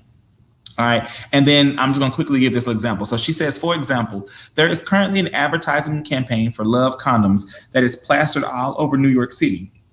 It's effective marketing because of all the images that I take away from my walk along the subway platform. And it's through theirs I remember the word love boldly printed in red on the white backdrop or background with a condom packet in the place of the O. I passed it the other day while looking after 3 of my friend's kids. The youngest, who is 6 years old, saw the poster and immediately stopped to read it as he knew that one word, love. I affirmed that he had read it correctly and then carried on moving them along in the direction we were headed. Now, to be clear, I'm not saying there's anything wrong with condoms or sex. As a married woman, I celebrate them. But our obsession and fixation with our sexuality has led to a culture where it is worshipped and where lust and desire is cultivated over monogamy and faithfulness. We have made sex unavoidable to every age group and gender rather than introducing it in the context and through mediums that are helpful and healthy. I'm going to repeat that real quickly and I'm going to highlight that. It says we have made sex unavoidable to every age group and gender rather than introducing it in context and through mediums that are helpful and healthy. All right, let's talk because that is a mouthful. I'm going to leave that there for a second just in case somebody else pops up. All right, go ahead. I'm going to let you start it off. What do you think about that? What do you think, period, about the sexualization in our society? I mean, it's definitely evident. Sex is everywhere. I mean, I've seen Carl Jr. Burger's commercial with a woman in bathing suit soaping down a car to sell a burger. Yeah. You know, I've seen cartoons that have been over sexualized. You know, there was this whole thing about the Disney cartoons that had all these sexual innuendos in them, and that how they were subliminally imparting those sexual innuendos into the children who were watching them. And the culture, like sex, they use sex to sell everything. Because as crazy as it sounds, it seems like sex is the one thing that gets everybody's attention. Not necessarily sex, the act, but the sexualization of everything is what causes people to stop and really look, which is why you see them using sex to sell tires or sex to sell gum. You know, and so the system is notoriously overly sexualized, and it's been that way for a long time. You know, it's been that way for a long time, and I honestly don't see it changing. I see it getting worse before it gets better, because some of these commercials are starting to look like soft porn now. Just the commercials? Well, I mean, of course, TV shows we know, but now the commercials. You know, now when you know you can't even get on Instagram or Snapchat or YouTube. You know, everybody got an OnlyFans account now, and then you got your Snapchat porn, and you got your Instagram porn, and now I was reading an article the other day to where now the kids that are playing Roblox. You know, they can go in the different rooms and play the different scenes, and now they got sex scenes in Roblox. They got sex rooms actually in Roblox. So parents have to be careful about what their children are doing. And I remember when YouTube had this thing where there were certain Marvel Lego stories that while the children are watching it, it would switch to a sex scene. And so they were hiding behind the kid movies on YouTube, and it would be like Lego sex scene, Lego. Right. And so you're looking at what our kids, scratch that. You're looking at what our society is being infused with. So much so that everybody has to have a sexual harassment policy that's zero tolerance. But then now all of a sudden the Me Too culture pops up, and they're locking people up for what they did 50 years ago, Right. 20 years ago. I it and you said you introduced some of the things I was going to bring up, so I'm glad you said it. It's really scary. And I had this conversation literally like 20 minutes before I went live with another friend because I was Mhm. kind of talking about some of the things I wanted to talk about tonight. And it was one of those things where I was just sitting there thinking like, it's very scary that if this is where we are in 2020, and I definitely know where we came from, back in our days, and in 5 years, and just in from January to July, you saw the growth of it. I mean, like it went exponential. It was already out there, but now it's like nobody had nothing else to do but create this, this sexualized to even make it worse. Now it's like, where are we gonna go in 4 or 5 years? Like, I know for a fact there are kids out there that have these accounts that's doing these things. I have a TikTok account, and God knows if you know me, I don't do social media. I have a Facebook account and I have a TikTok Right. account. And I have a TikTok account, and on TikTok there are kids that are less than 18 years old, where when you scroll, you can't help but to see it. They're Absolutely. they're everything. They're a part of it, and the adults are doing it. And it's like, who's teaching who? Because I think this trend starts with the kids, but the adults take it and run with it. Who's Hmm. teaching who? Like, I understand we know there's sex, but there was a time when we didn't know what sex was at a certain age. And if Hmm. we knew, we didn't say nothing. Hmm. These kids now, by the age of 3, 4, 5, know what sex is. Absolutely. And it's crazy to me. Like, they can tell you what it is, they're acting it out. By the time they get to before middle school, and of course, I'm not saying it wasn't like that back in the day. It's always been there, but I'm saying it has become so engrossed and so evident that these kids, everything's sexual, from the TV to the music to I mean, even any app they get on. There's no app, no social media app that has not become a sexual app. It Absolutely. all is sexual. It don't matter what the app is. The app could be reading with friends, and it's gonna become a sex site. It just is what it Absolutely. is. There's always going to be somebody there to throw sex in the mix, uh, Right. because again, and you can look at society and see how bad it's gotten. Because remember, if you look at society now, look at social media now. If you post a picture of your degree, you may get 2 or 3 likes, maybe.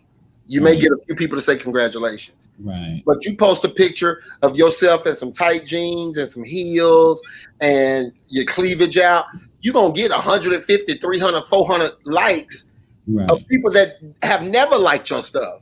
Right. But because you're giving off a sexual idea, a tone, then all of a sudden everybody's commenting, everybody's liking. Like these Instagram models with 40, 50,000, 780,000 followers. And all they do is post pictures of themselves in bathing suits. And don't get me wrong, some of them are beautiful women. And so I get it, Mhm. they're models. That's what they do. But what would happen if Instagram shut down? What would they have to fall back on? Their Mhm. bodies. You look Right. at these private snaps. Mhm. Now all these girls got private snaps, and they're doing all this stuff on their private snaps. And then you look at OnlyFans. People want Mhm. you to pay to see them barely do what Pornhub does all the way for free. But watch this. People are paying for it.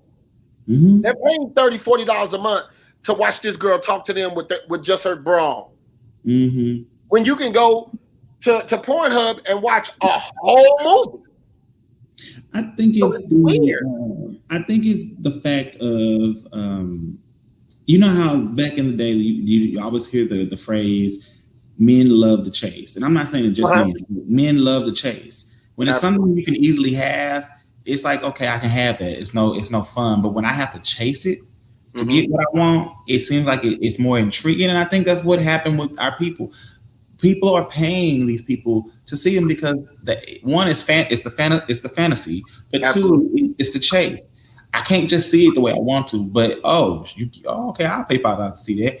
It's the chase. You have to put in a little more effort, and these people are capitalizing off of that effort. And it even sucks now because you're seeing celebrities, reality stars, ref- falling back on this, possibly because they don't have another income right now, and they've been months Mhm. without work. But two, it's like, and people make fun of it, but I really think about what Monique said. Is this what we've become? Is this who we are? Like that statement, that people have been making jokes out of it, but it's like it really does bring a question. Is this who we are, and is this what we become? Like that's a real question, a sincere question, I believe. Well, I think it is who we are. Hey Shay, we having a conversation tonight, hun bun. This is we talk. We did cancel culture. Now we're on an overly sexualized society. So if you want to chime in, feel free to comment, or you can join and chime in from a lady standpoint. It is definitely what we've become, and we can change if we choose to, but sex is such a profitable business Mhm. that even radio stations and TV stations have lessened their strict, or like the FCC has lessened their strict guidelines concerning certain things. Because I remember at 6525 The Grange when we was outside hanging out as little kids, and Gin and Juice came on, and they would mute Gin and mute Juice they would mute Gin on the radio. You couldn't Mhm. say weed on the radio. You couldn't say, Mhm. you had to say but. You couldn't even say that ASS on the radio. Mhm. Now, I started watching that stuff change when Ludacris came out with that song, hoes in different area codes. Mhm. And then slowly but surely, as the culture began to evolve and sex became more profitable, Mhm. now you can dang near say anything on the radio but the F word, And I don't know why, because you know? and that brings me to the thought of and I'm not throwing any shade because I don't, you make your money however you got to. As long as it's legal, I don't care. So, Right. strippers, whatever, as long as it's legal, I don't care. I guess OnlyFans is legal, so I don't care if they're making it a legal way, but it's questionable, but it's still legal. But the song that is bringing national attention, of course, we already know, is that Cardi B and Megan Thee Stallion collab. Uh, Oh, the WAP song. I'm not going to say what it stands for, but if you've never listened to it, you might want to do your ears a favor and don't. Especially if you're of a Christian value or a wholesome value, it may not be your song. But if you've heard the song and you definitely know what I'm talking about, then it's not that the song is bad, but it's just that the song is very sexual from a woman's standpoint. And it's not something I think society is used to. And I definitely think there is and don't get me wrong, there is definitely an unbalance because men can say a lot of things that women are shamed for. So I'm not saying in that sense, we know that, they're just doing what men have been doing for a while in the music game. But it's that fact that the song, I mean, even here on the radio, the clean version, you know what they're talking about. And it's like, think about the child that's 5, that's 8, that's hearing this, that's dancing to the song, that is making dance videos in the bathroom that y'all don't go back and see, and that's posting these on these TikToks. Because you see it, and I'm like, man, some of these kids like, where is your parent? Why do they not know you're doing this in the bathroom? Like, I don't understand. Like, I'm sorry, Francis Jean was not going to allow us to do yeah. anything. Mama wasn't having it. The woman had eyes in the back of her head. She wasn't Frances having it. Louise had eyes in the back of her head. And when you did something, it was like you thought you got away with it, and all of a sudden, here they are looking at you like, Mama and grandmama wasn't having it at all. I'm confused. Like, Grandma where is wasn't the having it. parent? And then you see some of the kids with the parent, and I'm like, no, like Well, this is not life. You can't do that. Again, the standards have become so low in our society to where parents now are striving to be more like their child's friend They are being their child's friend. than just a parent, because I don't, it's weird. It's weird how society has changed so much. Like, they don't really want you to whoop kids now. And I remember we was gonna get a whooping, period. Mama didn't care. Grandmama didn't care. We was gonna get whooped, period. Yeah. You call 911 if you want to. You better she forgot. She getting it all the way. She forgot. But she said, "Get somewhere and sit down." Yes, Shay, baby, that's what I need to do. Get somewhere and sit down. But society has changed so much that it's just become, like I said, you remember growing up, it took a village to raise a child. Now everybody is, don't touch me, don't touch mine. I got mine. So now you want the village to come to your child's rescue when your child is shot by a police, or when your child is on their way to college. I mean, not on their way to college, but on their way to prison. Then you want to pull on the village. But when the village tried to help in the raising process, you push the village away. Right. When the village was telling you your child was headed down the wrong path, you push the vision away. You push the village away. Right. But now that your child is in need, you want to pull on the village. I got a problem. And I think what it is too for me is the fact that where is the mystery in all of this? You know, like there used to be mystery in even the sexuality. There was mystery. There was a air of mystery about sex, and I don't feel like we have that anymore. You know, like when you took your pictures, there was an air of mystery. There was, you know, you take a picture and you could pose a certain way and have on something certain, but it gave a sexual appearance. But there was an air. A sexual picture. Yes, but it was air. Pictures now, baby, thong, butt up, your abs is out. You know, they got the eggplant print all over the place. Like everybody twerking like it's new. Is the air of mystery? Like I'm confused. Where's the air of mystery? I want to know where's the mystery and why do we feel like we have to flaunt it 24/7? I'm not saying don't have a good time from time to time. We all, you know, when you're grown and at the right age, because we all went through that phase where we wanted to do more. Absolutely. But where is the air of mystery? That's all. I'm confused. Where's the air of mystery? I think, and of course, this is my opinion and mine alone. I think a lot of it has to do with our poor or lower self-esteem, self-perception, and our higher need for attention. Because when you really desire attention, you do drastic things.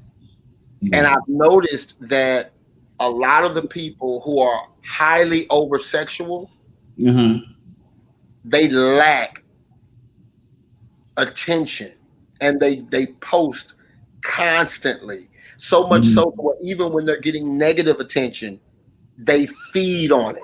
Hey, Romeo. They feed on it. Hey, Romeo. I know him. That's my dude. Hey. Yeah, man, I've been on Romeo for years. Wow. Small world.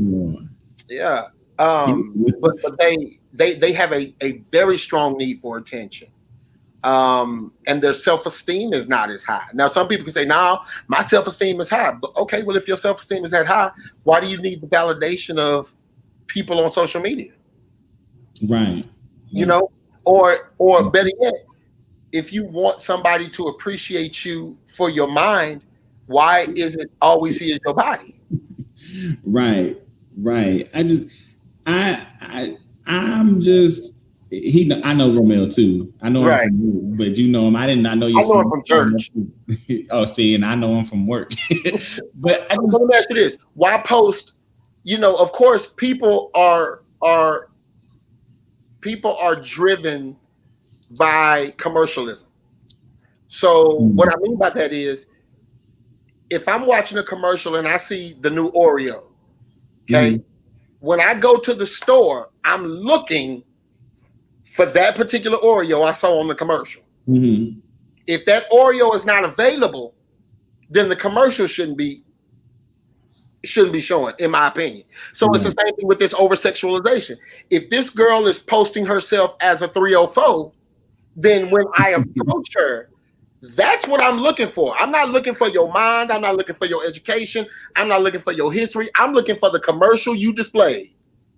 Mm-hmm. And the problem I have is you put this commercial out here and then get mad when your customer base is of a lower quality.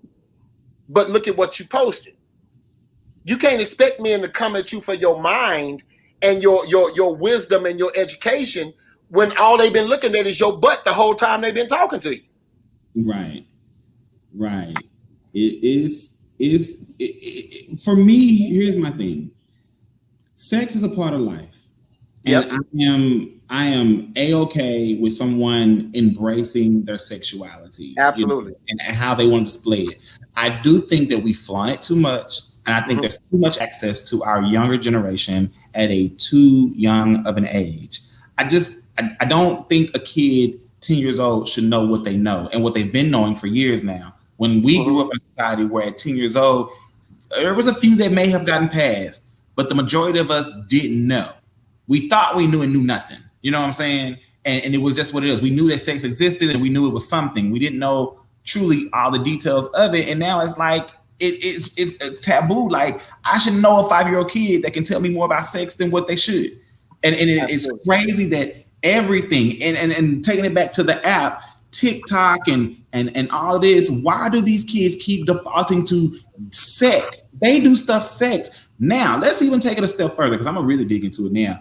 You have TikTok, but these people now connected to their Twitter, and Twitter is gone off the handle. And now Twitter is going into OnlyFans, and you got people who are putting themselves out there in the public doing sex and sexual acts and anything to get a buck. But what if this person 10 years, because we just said this in cancel culture section, 10 years down the line, you're not going to be that same person. So what if you want to be the president? And all the people going to do is go back and pull your history of everything you did 10 years ago. Well, they put out the pictures of you. They did this thing, Coach D, Dancing Dolls, Diana Williams. The people did it to her. She's not who she was, but made bad decisions at a younger age or early age, made a few wrong choices, and the people threw it in her face. Well, I mean, ultimately, we live in a society now where that ultimately won't matter because, I mean, I hate to say it, but look at who our president is. Look at all the stuff he's done. Look at all the stuff from his past that they've dug up. It didn't stop him from being president. Right. Like you know who Karine Steffens is, right? No, I don't. Okay, you've heard of Superhead, right? Yeah, I have. Okay, so her real name is Karine Steffens. Now, out of all of the things that she's done in her past, from doing adult films to becoming famous at it, there was a time where she wanted to stop doing that. Right, Romeo? There was a time she wanted to stop doing that and become a preacher. She was going after becoming a minister.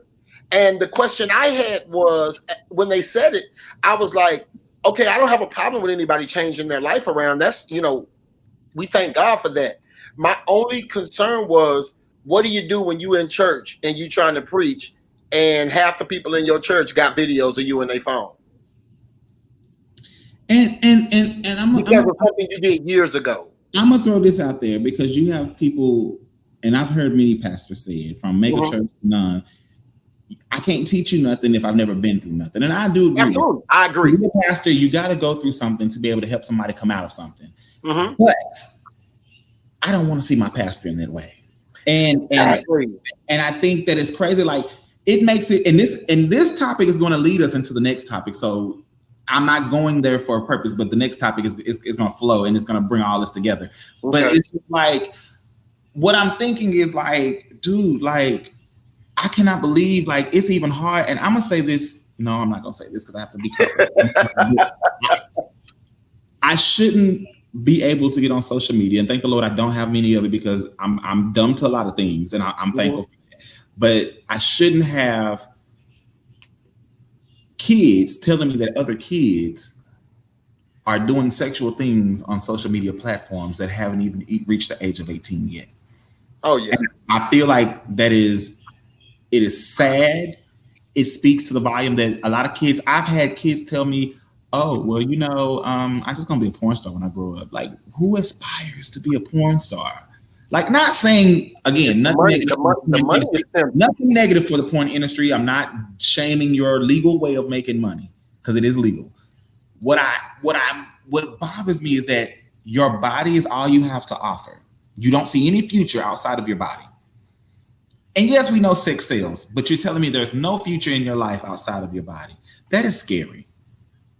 That you don't see anything outside of offering sex to the world. Like, some of y'all are great drawers, some of y'all are great musicians, some of y'all can sing, some are dancers, some are creative out of this world, some have good business mind, but Well, you can't. And what I always challenge kids who tell me things like that is, well, do you really want to be in front of the camera? What about owning the camera? exactly. Production company. I try to always spin it because my thing is, okay, you want to work in the porn industry, fine, but don't be in the camera. Be the person that's running all the crap, so you can really make the money. The people that really make the money, because you can be on camera, you can make a couple of thousand, and it's gonna go away. Be the man behind the camera, because now you making millions and ain't done nothing but provide the equipment. You're looking at the porn industry. The porn industry is a $12.2, $12.5 billion industry a year. Oh, it's probably more than that now because you got OnlyFans, fan only, Twitter. And the crazy thing about the OnlyFans is these people think it's tax-free money, but trust and believe the IRS coming for y'all. Oh yeah, they've been making thousands of dollars. They're making thousands of dollars because it's a subscription-based, thing. So they're making literally thousands of dollars of residual income, and all they're doing is posting pictures of themselves. You look at benefits, like like Kim folks said, money gonna talk. Money gonna talk, and people have made the sexual lifestyle, the stripper lifestyle. They've glorified it so much to where it's quick money. So there's two things that people can do that makes the sexual industry so attractive. They can embrace their true sexuality, and they can make money doing it. Sex and money are two things that will always, regardless of what we do as a culture, regardless of what we do as a society, sex and money will always be two things that dominate the culture. Not even just the black culture, just dominate the world, period. There will always be sex and there will always be money. Yeah. And whoever has the most in ready supply are going to always be on top. Unfortunately, that's the way society is set up. Right. Our cousin said Cardi B and a few others done. I was gonna say her real name, but I don't want to put her real name out there. Cardi B and a few others done made these young kids think they could start out as strippers and make it big. I'm not gonna just say you said a few others, and I'm not gonna hold me to that. I think Cardi B fell into the trap, because what's happening now is the industry, I think, is definitely pushing for a sexualized look of women, and I definitely feel Cardi B felt the mold. She wasn't the best rapper. They know she can't write, but she was already a sexual, a stripper. She had no problem being ratchet and whatever, and they exploited that. I mean, she's being who she is, but they're exploiting that to make the money that they want to make. And of course, they're making way more than her off of what she does. But of course, the media is pushing this narrative too, because they're continuing to make these sexual platforms accessible for kids of all ages. Like, you can be under 18, and while you're supposed to be 18 to create an OnlyFans, all you got to do is change the year of your birth a couple of years. There's no verification. With an OnlyFans account. Yeah, there's no follow-up verification that you are who you are. They're taking your word for it. So it's way too accessible for these kids to be able to do it. Wow. And then because everybody is fighting for their sexual rights, sexual orientation. I was looking at something the other day, and I said this 2 years ago, Brandon. I said the LGBTQ has fought for their rights. I said there's only one group that's left, and those are going to be the pedophiles. And when I tell you, no lie, when I tell you, I was reading an article the other day. Now they have a pedophile organization that's trying to align itself with the LGBTQ community, saying that pedophilia love is a natural thing, that you can't control who you fall in love with. There's a group out called Pi, and they are advocates for pushing pedophilia love.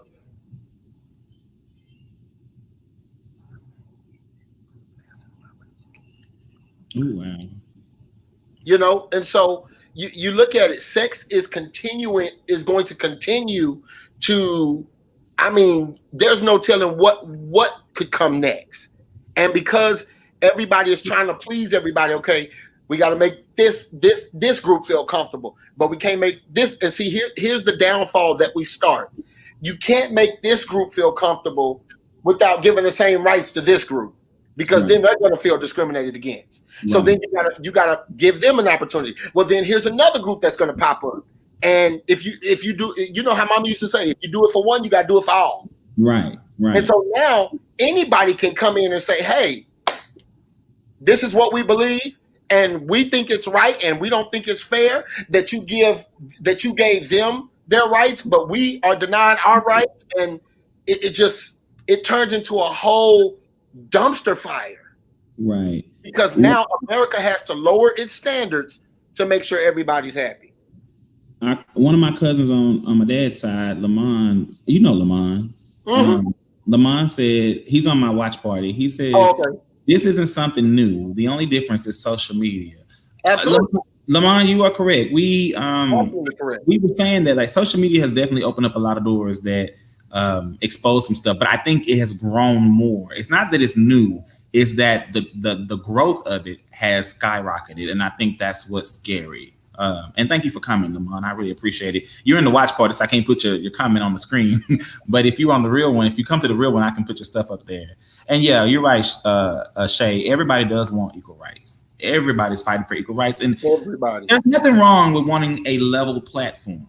But I think we all have to keep in mind that what is level.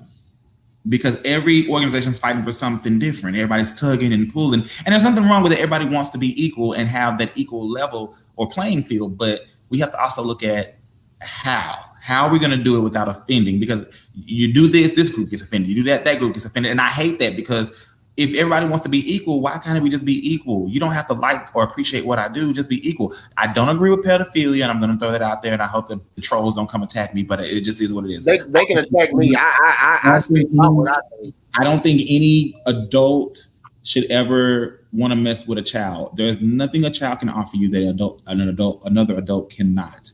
If it's that serious, then you should be able to wait till they're 18 or whatever legal age is. And then it's fair game, because they are legal enough to make those decisions unless they have some type of mental disability. But that's just the age of consent is different in different states. Right. Like one state where the age of consent is 13. Like you can legally consent to get married at 13. Well, and I guess this is where the contradiction is funny at, because what we consider pedophilia now, back in the day, that was normal. So it does raise some awareness and some things. And I'm gonna quickly throw this back on the screen real quick. I'm not changing the subject. I just want to throw this back up, y'all. We initially I read an article before I even started the watch party, because I had quite a few more people join the watch party. But I was reading an article about over sexuality. We talked about cancel culture privately, so if you missed it, y'all, please go back and watch the beginning. It was really, really good.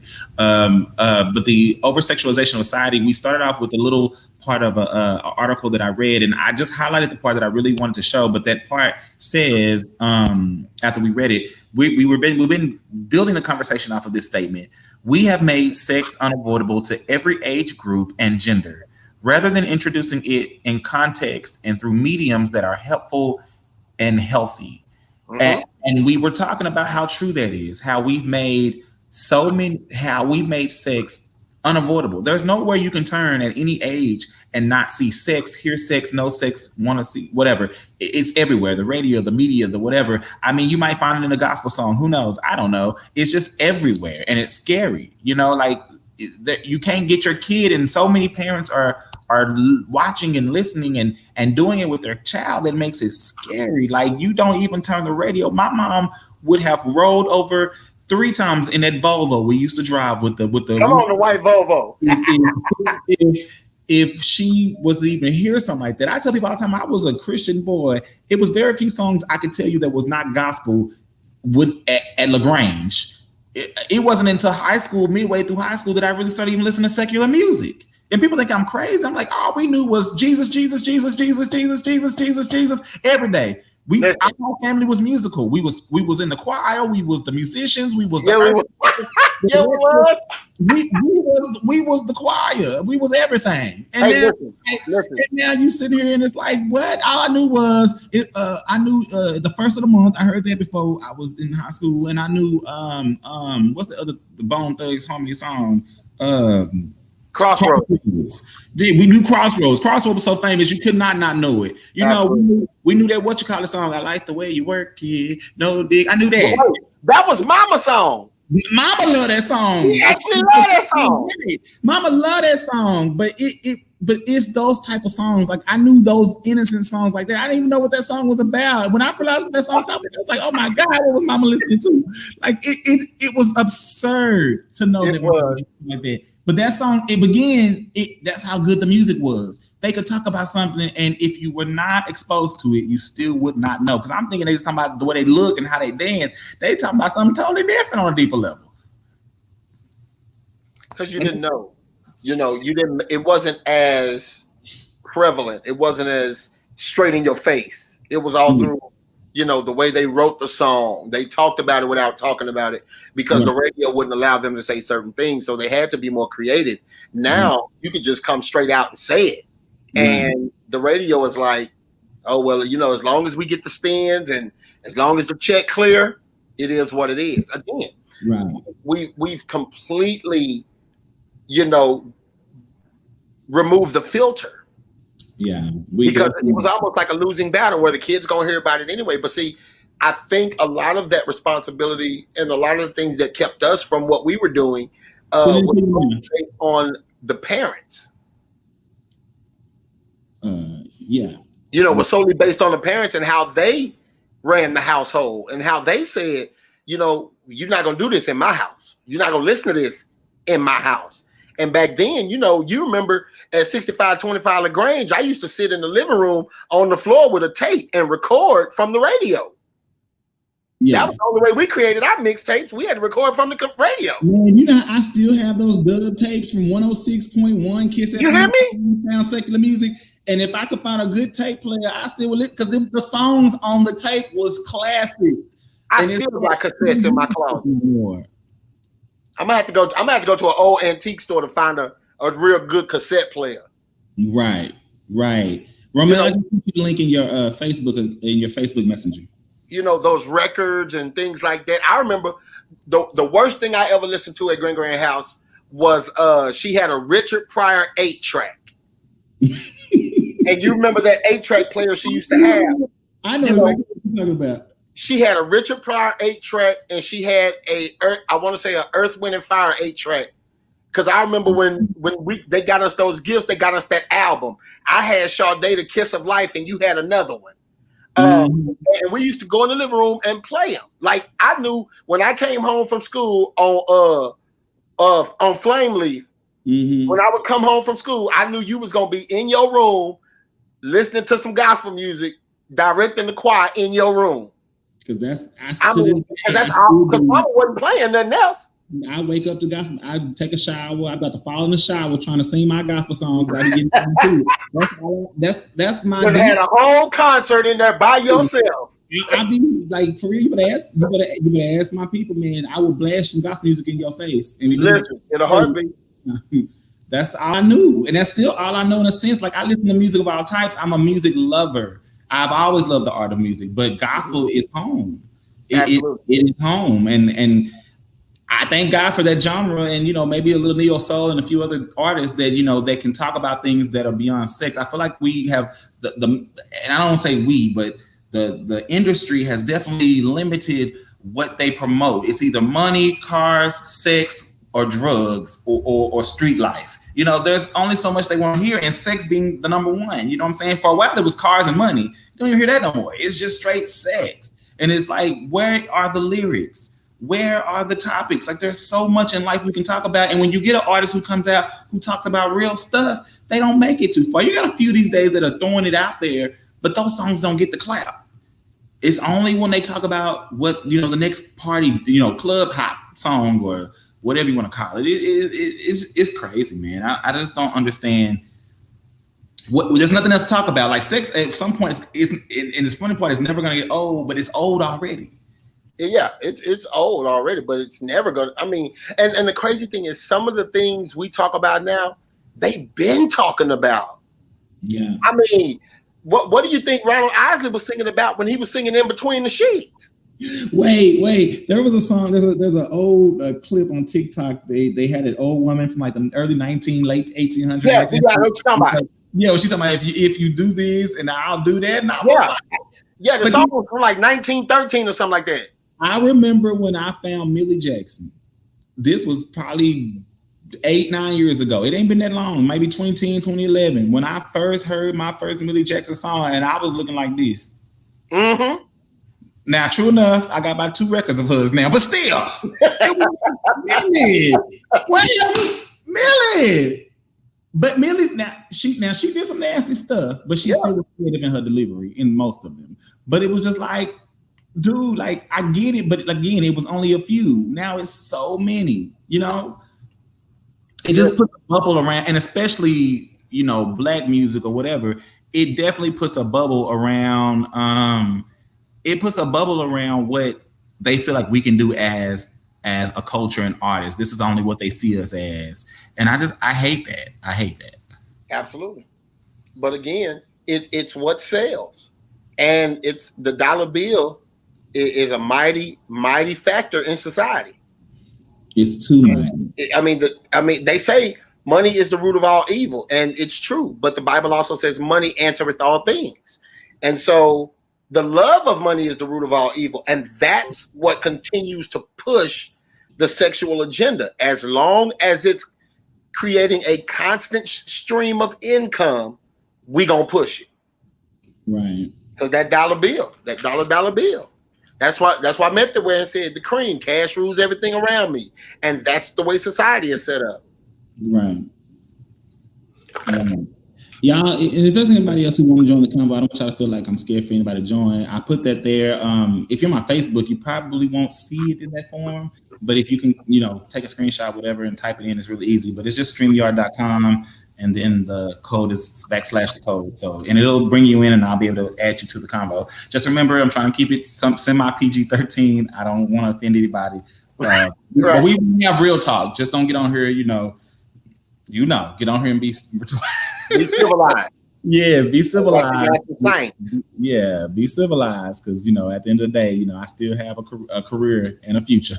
I think we definitely need to evaluate how we are pushing stuff out. And I think we have lost so many morals and values. And again, I know that everybody does not believe in God, and that's okay. I am a person where you don't have to believe in what I believe in. Exactly. I'm able to accept you as you are, but we don't have to lose morals and values. There is a blessing in a mystery. I should not know. I should know your body parts, and I'm being real about this. I should not know your body parts before I know your name. You're absolutely right. And if you think in this world today, and especially going into the topic we're about to go into, it's so weird that I can meet your body before I meet you. And I'm gonna leave it at that, because I'm gonna leave that to the next topic. But that's crazy. That's crazy to me. Like, and I've been single since 2012. Wow. I've been in a relationship since 2012. Really? No. 8 years. Yeah. Wow. I have been completely single since 2012. I've been in the dating game. It probably took me 4 years after that relationship to really get in the dating scene. So dating for about 6 years, 5 years, and I think I have told people literally, and I tell this all the time, and people think I'm crazy. Like, I'm okay with being single for the rest of my life. Because if this is what dating is today, I don't want no parts of it. Absolutely. And that's okay. You know, I think people, again, just like we've over sexualized society, people have really, really made being single seem like a bad thing. And I tell people all the time, being married isn't always a blessing, and being single ain't a curse. Right. You know, you just have to do what works for you and what helps you get through. Being single is something you love and you enjoy. Baby, be single. Man of God, what's up, man? What's going on? Man, good to see you for so long. The beard looking strong, Reverend. Yeah, I said the beard looking strong. It's getting there. I see you, Doc. Yeah, I'm working on it. It's been interesting trying to maintain it. You know, my barber's getting a lot of money, but I can't pay it. Wow. Go ahead, Romel just joined. This is Romel, everybody. Romel just joined, and he definitely wanted to share some stuff. So, Romel, I'm going to definitely open the floor for you. Go ahead and add your part. And like I said, this is our second topic we've had tonight. We got one more to go, and we're going into dating after this. So if you want to stay on, feel free. Listen, I'm just listening in, and it's great talk going on right here, especially from you two. Like I said, I know both of you, one from my professional world and one from my religion and spiritual world. So it's great to see both of them combining in this real talk conversation. And I was in the car when I first started listening in on Facebook, and I got to my parents. I was like, yeah, I need to join this call. Let me go and get my computer out. Let me ask you this question. Did you know we were brothers? I did not. Like, that's my blood brother. Everybody don't. Nobody knows that we're blood brothers. That is so funny. One, don't look alike, and two, our names don't match, and three, we don't even say anything. You may catch us every now and then saying, "What's up, bro? What's up?" But people take that as a general topic, but it's literally brother, you know. Look, I think I've known both y'all for over 10 years at least, and I never did that. Yeah. So you learn something every day. But the topic has been great. Like even the topic with Cardi B and how over sexualized she is, but yet she's sitting down with the presidential candidate for the Democratic Party, having a conversation. You know, we're looking at the wrong people as examples. Now, don't get me wrong; she's entertaining in her talk, and for her I give her credit for using the platform. Let me put it that way. To even invite it into a call with the next president of the United States to talk and discuss things. I give it much credit in that sense.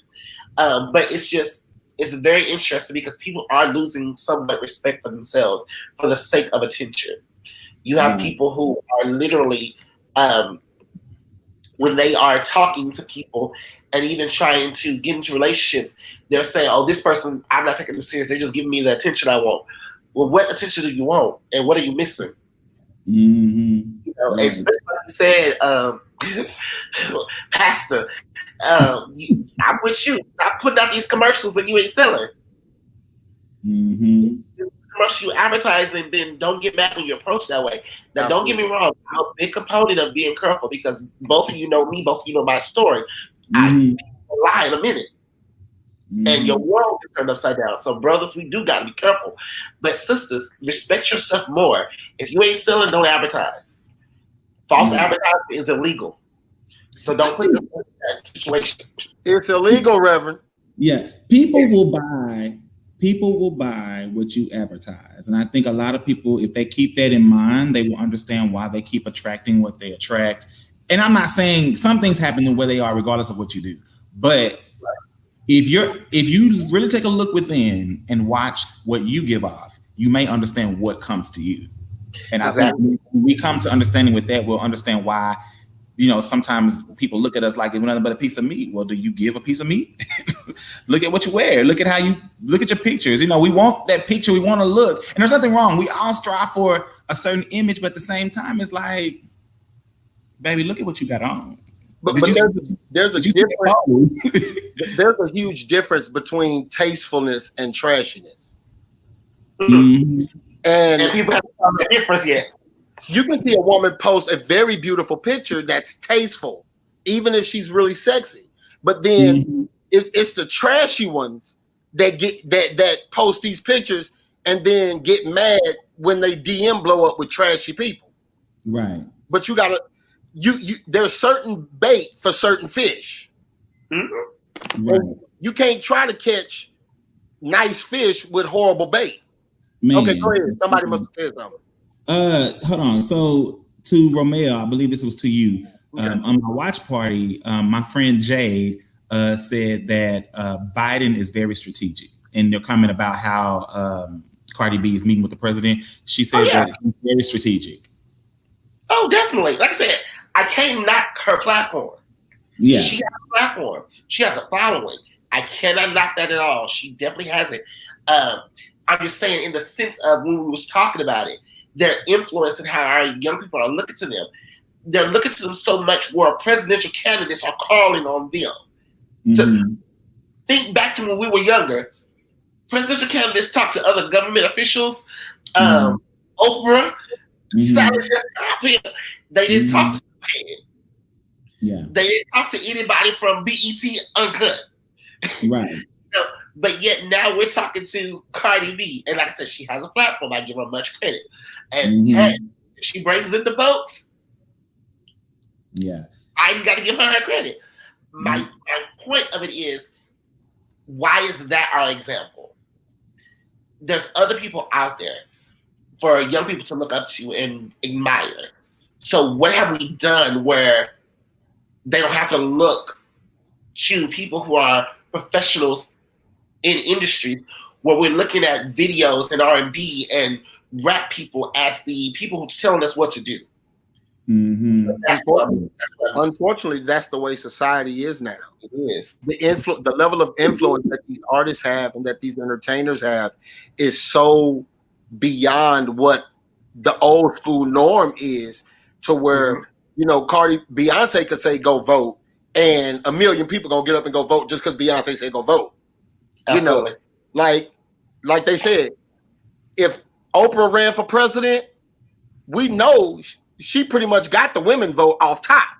And since 90% of the people since it's gonna be more women to vote than men, more than likely, she probably would win. Absolutely. And that's not because of something I'm saying. That's statistical. Like statistics say, you will get more females will vote when there's a female on the ticket. So Joe Biden, you look at Joe Biden, number one, he's former vice president, so he's already been there, so he has the experience. Okay. He was with what our culture considers to be our president for life, Barack Obama. Not all. Some are not. Not all, but some. The story.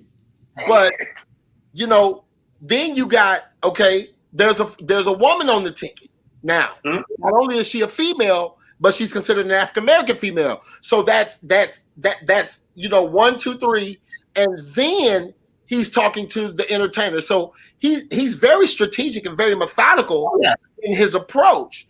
And if anybody right now has the strategy to defeat Trump, it's Biden.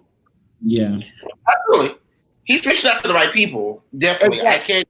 I can't knock him. Biden is very strategic in what he did, even when he's picking up Kamala. Like that, you can't knock that. But you look at when he decided to run for president as well, because right now, I could be wrong, and if I am, whatever, I stand by anything I say. Romeo, you could run for president now and have a shot compared to what we got in office. Very true. Because you're looking at somebody in office with really no political experience whatsoever. They just had business sense to a certain degree. But now when you get somebody who can look out for the economy and our foreign policies and deal with the culture, man, Trump gonna have his hands full with this race, which is why, I feel like he's doing a lot of things to kind of stall. Hold on, I want to bring some attention to these two comments. So, go ahead. I'm sorry. Well, I just want to read these comments. I got a couple that came in, and I don't want to lose them.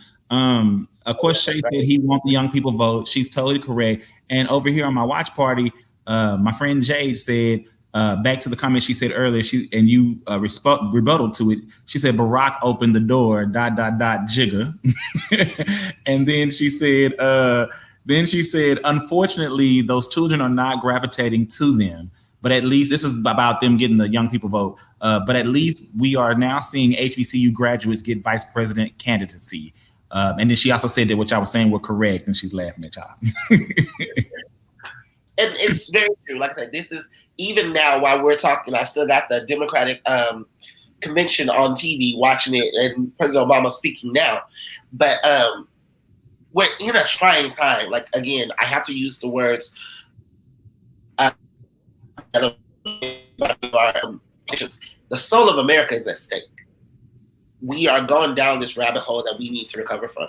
And again, not just with the political landscape, but even with sexualizing in our culture right now, the way that people are seeking attention, all of it comes into play where it needs to come back to the basics almost of remembering who we are. And I can say this because there's a minister on the call with us. Not only who we are, but whose we are. Because we're taught there's warning before destruction. We're taught that we are supposed to operate in a certain way of operating things. And we are losing those steps a little bit. Well, a lot. Including me, I'm not exempt. I find myself having to come back and refocus and regravitate and realize, wait, that's lust. Let's move away from that and focus on what we need to focus on. So we all do it. It's just we have to remain, my favorite three, visible, vocal, and vigilant to what we need to do. So that way we are helping one another and making sure we are bringing awareness, making sure that we are telling people, hey, you know what? I got what you're doing. I got what you're thinking. Why you going out? Before you go out the house to go to the club to be free before 10, have you registered to vote? You know, it's simple conversations like that. It's simple conversations of when people are saying, well, the government don't care about me, Or when we're talking about how cops are getting off with killing Black people because the juries aren't finding them guilty, yet Black people avoid jury duty and we won't register to vote because we don't want to do jury duty. It's those conversations. It's owning the responsibility that we have as individuals to teach, to encourage, to educate, to enlighten, to uplift our other people, to make sure we understand this. For us telling our young girls, you know what? Yeah, you cute, but I don't need to see everything to know you cute. Well, and we got to understand too, silent voices will never be cared about. No, not at all. Because silent voices can't be heard. So why would the government care about you if you're not going to use your voice anyway? Exactly. So there's no reason for them to care because we're not using our voice. Go ahead, Brandon. I'm sorry. I had a good comment come in. I want to keep because it's right in tune with what you're saying. So Jade also said, faith is being questioned, not condoning, because people are experiencing hardships beyond disbelief. Mm-hmm. And that was, but yeah, faith is being questioned. She said faith is being questioned, not condoning, because people are experiencing hardships beyond disbelief. There's a comma in between there, so it's two statements. She's saying the faith is being questioned. She's not condoning what's happening. She says because people are experiencing hardships beyond the disbelief. Absolutely, I agree. People are. I mean, shoot. 2020 came in like a wrecking ball. Mm-hmm. Man, you know, I mean, this the other day. I said, you know, we was all rushing for 2020. Let's get out of 2019. I said, can you get a replay button? And somebody told me, I'm just ready for 2021. I said, you might want to preview it because the first 8 months of 2020. I mean, the way we imagined it has been horrible. Now I'm gonna say that 2020 ain't been all bad. There's some things that 2020 has allowed me to do that I probably wouldn't have done if it didn't do what it did. So I thank for him understanding that there's some things that had to happen, even though I didn't understand it. But at the same time, 2020 ain't what we thought it was gonna be either. So 2020 came in and shut down the world. Yeah, it literally. I mean, when listen, I knew things were serious when they shut sports down. Especially in Texas. And you know how much money the sports industry made? And they shut sports down? Oh, I knew it was weird. I posted on Facebook when they first canceled the NBA that the last time the NBA was canceled was during Space Jam when the aliens were here. Right. But Jay said unemployment rate. She gave an example. She said unemployment rates, homelessness, health disparities. Those are some of the things she's saying that as far as the disbelief and the despair that we're going through. Absolutely. Faith has to be tested. Faith has to be flexed. And again, I can speak on faith because my faith has been tested. My world has been rocked upside down before COVID, where I felt like everything was gone, and all I had was hope and faith. Faith in the fact that Jesus was going to bring me through it, faith in the fact that this was a test, faith in the fact that this is a season, and it's not easy. It is okay to question. I question every step of the way and still questioning. And when people say don't question God, I refer back to Jesus. Can this cup be passed from me? So it's okay to question it. Just keep it. Keep the hope. Keep the faith that you have, and trust God and trust in His sovereignty. Because when you trust in the sovereignty of God, you realize that He has a plan, and you're trusting in His plan, not your plan, not your vision, not your desire, but His sovereignty of what He's doing.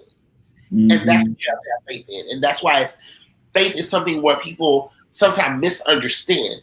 Faith is not hope in miracles. Faith is understanding that Jesus is real, that God is in control, and that you are subjective. You're submitting to His authority, and you have faith that His will be done. That His sovereignty, His providence, His everything that is built around Him is going to be there. So you pray for the Holy Spirit to be what it's supposed to be, the comforter in the time of this season.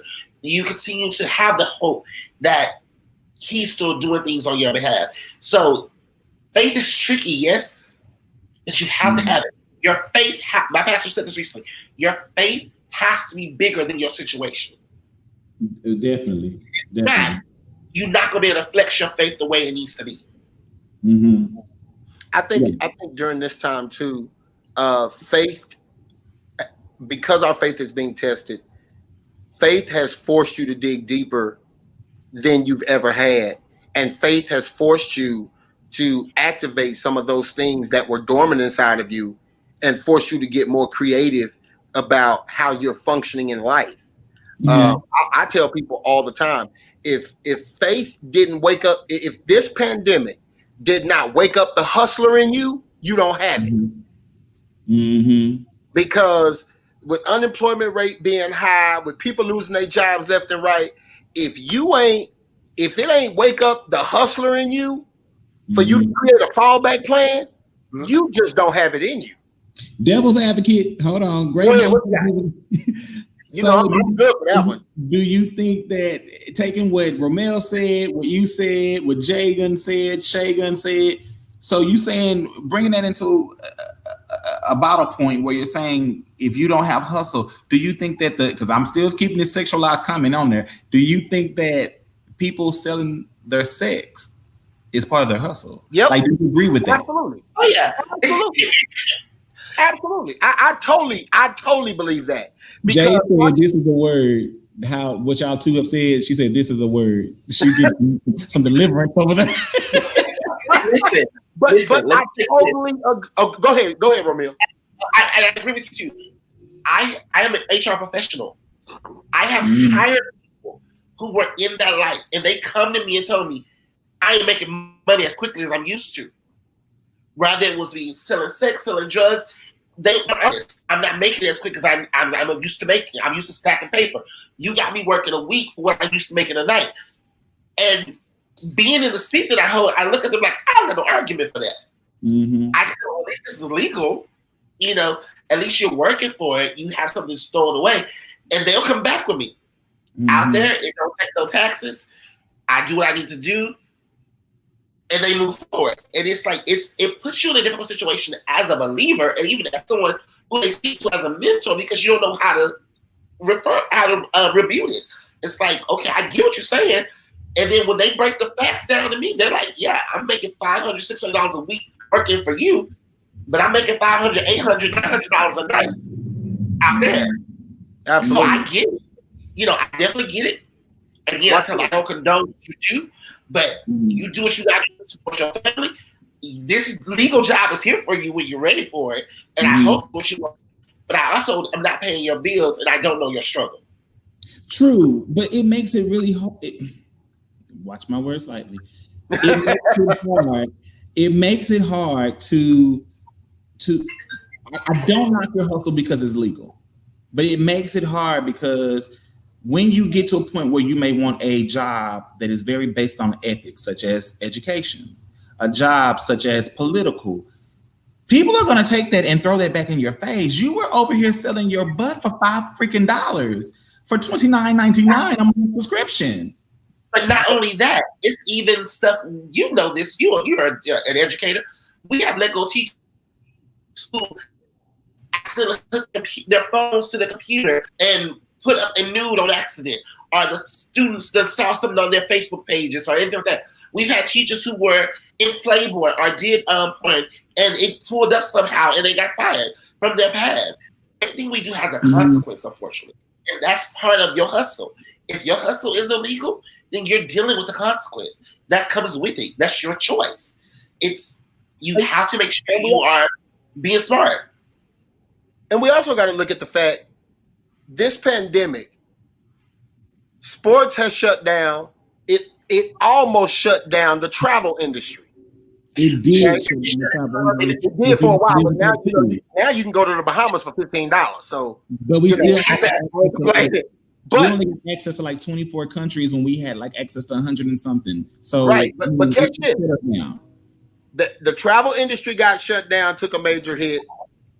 The food industry took a major hit. The sports industry took a major hit. Education took a major hit. Education took a major hit. But guess what industry didn't take a hit? Sex. The sex industry. Liquor stores still open. They were liquor stores. The liquor stores and the sex industry is booming, baby. They got growth, financial gains that's out of this world. Listen, they said the search engine on Pornhub went up like 200% since this pandemic has started. Yeah, the people do what they so when these people tapped into this OnlyFans, they were like, shoot, well, if all these other industries taking a hit and I can still make my salary and all I got to do is post a couple of boob shots and butt shots and people gonna pay me $30 a month to do that? Man, they like definitely you're making more money doing it than they was working that 9 to 5.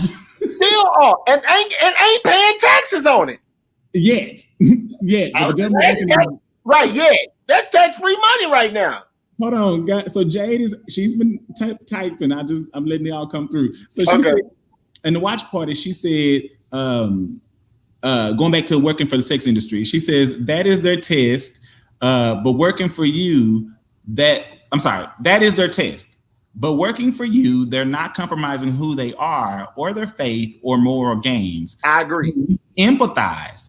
But sometimes you have to lose the battle to win the war. And then she said it did shut down travel industry. And my comment to what I just said, she's looking at me. But yeah. Oh, and she said healthcare. I'm sorry, healthcare. Here's the thing with that. The people who are out there are not, because I know a few. Like I said, I've worked with a few of them, and I got to meet them and even learn more than I ever wanted to learn about that whole world and the industry, because I don't understand how certain people can allow themselves to be under a pimp and put out there like that. I don't understand it, and it's not for me to understand. I'm not in that world. But one thing that I would always tell, because even trying to minister to them and tell them, there's more out there for you. You are precious. You are worth more than this. They go back to their upbringing. They go back to, this is easy. This is what I know. They go back to, it's consistent money coming in. And I've never been put in that situation where I needed to even think about selling anything of my body to support myself. I have mom and dad who, if all else break loose, I may have to explain a lot and deal with a lecture, but they're not going to let me fall. So I've never been in that situation where I had to do anything that reckless or that not reckless. I'm not use that word. Anything that risky of putting my life on the line. And they did. So I've heard a lot of the stories, and it's very different. So you end up just ministering to them and ask them, just praying for them and asking God to cover them, because the choice is still theirs. They're still doing what they want to do. But again, when you're used to money coming in that quickly, then they go down those roads. Right. Here's a good question that Jay just threw out there. She says, but do we think that some of these people are also victimized in sex trafficking? Absolutely. Definitely. Both. Definitely. Yes. I don't think everybody that's doing it is doing it for monetary gain. Exactly. I definitely believe sex trafficking, especially because if we've paid attention, sex trafficking has come to the forefront a lot more within the last 3 to 5 years than it has ever been. And even though it's been going on forever, it's now like finally made it to the main stage to where they're actually making commercials about sex trafficking, whereas it used to just be a backroom discussion. Now it's made it to the mainstream media. Here's a tidbit for that. And one of our brothers' wife, you know which one I'm talking about. Mm-hmm. But one of our brother's wife, I don't want to say name for confidentiality, but there's 7 of us. Well, 7 on my side, and on Trey's side, you got us 6 plus 2 more, right? You know more than I do. I think we got 2 more on your side. I got Prentice, that's it. On the other side? Oh yeah, on my daddy's side, I got Prentice, and then all my other brothers on mama's side. Yeah, so then 6 of us on this side. Okay, so yeah. Anyway, so here's the thing. So dang, I lost my question. I know I'm right here. Okay, so what I was gonna say was back to the sex trafficking. With one of our brothers, our oldest brother, that way you know what I'm talking about. My oldest brother, wife, was she's had several incidents where people have tried to get her in public, even as recent as a month ago, due to the fact that she's a fully Black female, but she gives the appearance of a non-Black person. And exotic, very light skinned. Hair does not look ethnic at all. Absolutely. And so she gives the appearance of another culture, nice shape and everything. And they've tried to get her in public several times, to the point now she won't even go to the grocery store by herself. Wow. Because they've tried several times to abduct her in public in a grocery store. And there's a team of them. They work together to do it. And you've seen videos of it before, but I mean, having it happen in my own family is it's absurd. You know what I'm saying? Let me put it this way. This is how real sex trafficking is. A friend of mine was pregnant. She just had her son a few months ago, and she was a difficult pregnancy. So I was going to the hospital with her, being her advocate and whatnot. Mm-hmm. And the doctors and nurses would ask her a question, and she would look to me before she answered it. And as we were doing that, I noticed another doctor came in and another nurse came in. And then I went outside into the hallway to talk on the phone and noticed that there was 2 security officers outside. And when I came back in and still talking to her, she kept saying, well, ask him or talk to him. And it got to the point where I had to stop her and let her know I'm even trained in that sense because of being in human resources. You look for certain things. And I had to tell her, stop looking at me before you answer their question. Because what they're thinking is you're seeking permission from me before you say something. And they're thinking you're going to be trafficked or hurt or harmed. And as soon as I said that, the doctor said, I'm glad you said that because we had security outside because we were concerned. And all she was looking at me is I talk better to medical professionals than she does. And she could articulate it the way she wanted to articulate. But in their eyes, they're looking for warning signs. Is she being trafficked? Is this a hostage situation? Is this something different? So it is real. It is real. So no, I do not think everyone out there is there voluntarily. I truly believe some of them are trafficked, yes. But the idea of it is they're able to do this because sex sells. Yeah. Jade said also, she just commented, she said, exactly. Living in Houston, I think she's talking about what I said. I'm very cautious about where I park and when I shop. I'm sorry. time frame of when she shops. It's scary because, especially in Texas, you've seen way more cases. In Arlington, I mean, when the pandemic first hit in Arlington, they were going crazy out there, trying to abduct people and abducting some. It's just crazy, and I'm not rushing the topic because this can carry over into our last conversation. I just want to make sure I change the topic because I want to get to it to make sure. But keeping in mind, we're talking about a sexualized society, coming from cancel culture to an over sexualized society. And I'm going to introduce this topic, but again, we can carry all this conversation into the next one. I'm not rushing nobody. I just want to make sure I do cover that last conversation. The dating in the new age, because I think all of it ties in. I think it all ties in, and I'm hoping it's really going to make it fun because we'll get to tie all it into bringing that into there. But ending from the last one, or at least for me, ending for the last one, I really believe that we as a culture, and I'm gonna leave my statement at that, we definitely got to reel some things back in. Slowly but surely. I understand sex sales, and we all know that. I mean, even me as a dance coach, if I really want somebody to buy some stuff, I know exactly how to pose those girls. Right? I can do it with no problem. And they can be fully clothed, but I know how to pose them to give the look that I want, to get the image and reaction of what I want. Absolutely. Yes, sex sells, but there's a difference between doing sex. I mean, like giving the illusion of sex and just giving too much sex. Again, and I'm bringing it into this now. It makes it scary because as somebody who's been single since 2012, it makes it very scary to date because the people that I could be potentially dating could be the people that's on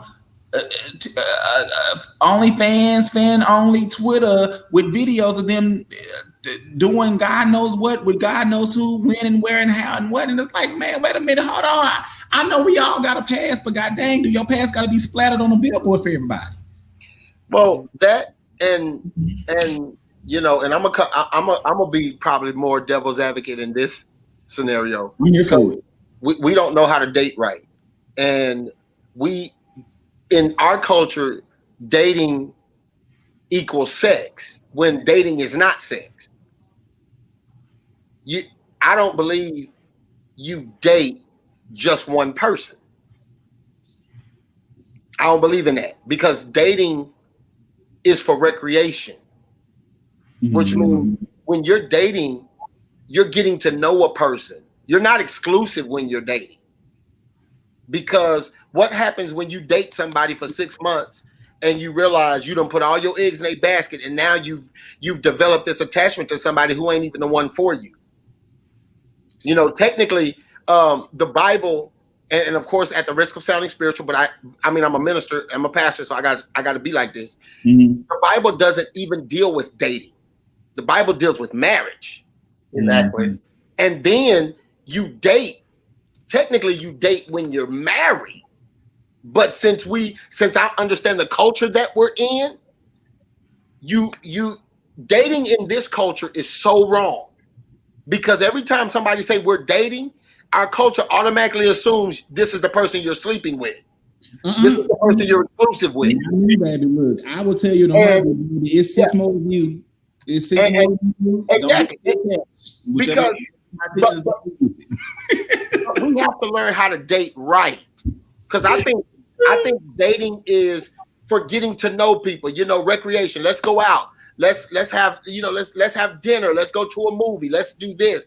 Let's actually build a friendship, a way of getting to know each other before we start Netflixing and chilling. Because once we Netflix and chill, everything. Watch this. You could be thinking we're exclusive. I'm thinking, I mean, we just had a moment, but I'm still single, right? And so when the intentions of dating is not made plain up front, then we've completely destroyed the real definition of dating. Because when you go to the car lot, you don't buy the first car you see unless you knew what you were going to buy when you got there. Most of the time, you test drive 1 or 2 cars and see which one fits the best. Right. And then that's the one you decide to move forward with. But dating nowadays, you will date one person for 6 months, and now you done fell in love with somebody who never promised you they were gonna give you a future. PSA on what you just said, and I'm gonna say this. I'm using figurative language, so y'all follow me with imagination. Every car you see, you ain't gotta drive. Wait. What did Grand say? Don't go fishing in every hole you come to. Boy, you better see every car you see, you ain't gotta get in and drive. And you just look at them. I like that. I like that car. Nice car. Oh yeah, that's a beautiful car. But some of us, we want to get in and drive every car we get, and now every car got mileage, but we still ain't got no car. Absolutely. Listen, nowadays you dating need a notary before you start talking to anybody to make sure everything is consensual in this new and times of era. Yeah. So for the person who is dating, I have to even clarify what dating was in relationships. That's what it starts off with, is communication. What does dating look like? What are we doing? Are we getting to know each other? Are we hanging out or are we dating? Is this exactly between you and me? Or are you seeing other people? I'm seeing other people. You know, what is this? But again, it still goes back to understanding and being open and honest with each other, because I don't care what you said at the beginning. When you cross that level of not even sex, but even heavy petting and touching, it still opens you up for exposure of things that could happen. And then it's your word versus them. So you have to be careful. In this new age, it is scary to date. Scary. Because you don't know who they are. You don't know if they're going to be truthful. You don't know if they're going to be honest. It is scary. Just a few days ago, my mom told me, just get married. Don't date. Find someone, get married. And y'all are legally bound to one another. You know, and I can say, okay, it's so old-fashioned, but in the same sense, hey, that's the safest way to go. Absolutely. Because, like I'm trying to figure out, why do we still have shows like Catfish in 2020? Because people how in the world are we been dating? I done fell in love with you over the phone and I ain't never seen your face. Listen, that is real, okay? People do it all the time. And I'm trying to figure it out. But I believe you date for recreation, and once you decide to make it exclusive, you go to the courtship process. See, here's the process that our generation has skipped. We don't believe in courting. See, because when you were courting a woman, you had to go talk to her parents. You had to get to know her family, because if you had to make your intentions known, hey, this is the woman I really want, I'm considering spending my life with, you know. But now, you know, you dating and you done met her family, and now you her family cool, and y'all don't work out, but you still show up at the family fun. What? Like let's say that too. Crazy. Hold on, let's plug this right here, because we dealing with this for real. If I'm done with you, my family done with you. You don't get to go around them. They mine. They look. You show up at the family reunion, they already over the plate. Exactly. I don't agree. What you say? I don't agree though. Okay, so what's your view, B? So here's my thing. I do agree that depending on the type of relationship you had with someone's family, and I'm speaking from being the one that's not a part of the family, I'll say it that way. Depending on that, I think that if it was a weak relationship and you only using my family to keep in context of me, then yeah, that needs to be severed. However, I also believe that if you really had a genuine relationship with that person's family, regardless if y'all relationship fell apart or not, if there was a genuine understanding between you and that person's family, cousin, mama, whoever, if that was a real relationship built on something real, even if y'all fell apart, that relationship can still be valid if the relationship is valid. Now, if you're using that relationship as a segue to still enter into my life and what I'm doing, then that's wrong. But it's like I told one of my brothers, and I'm not gonna say which one, but I told my brother, like, I told his wife, like, if y'all, when they were going through some ups and downs in their life, like, if something was to happen, you are family. And I meant what the fuck I said. Excuse my language, but I meant what I said. Like, I'm not letting you go. We have too much of a relationship for me to say, oh, it's over. Yeah. I can't talk to you no more. Like, that's childish to me. I think it depends on how the breakup happens. how the Yeah. separation happens. If Yeah. it's something tragic, and I know that as my brother, it would really, really be detrimental to our relationship if I stayed in contact with this person, then I'm willing to let them go because you're my brother. And at the end of the day, you're going to always be my brother till I die. Mm-hmm. I don't I have agree to with deal with Jay. him, but I got to deal with you because you family till I die. Now, if, you know, like if you know, it was a cordial breakup and, you know, y'all still cool, I'm with it.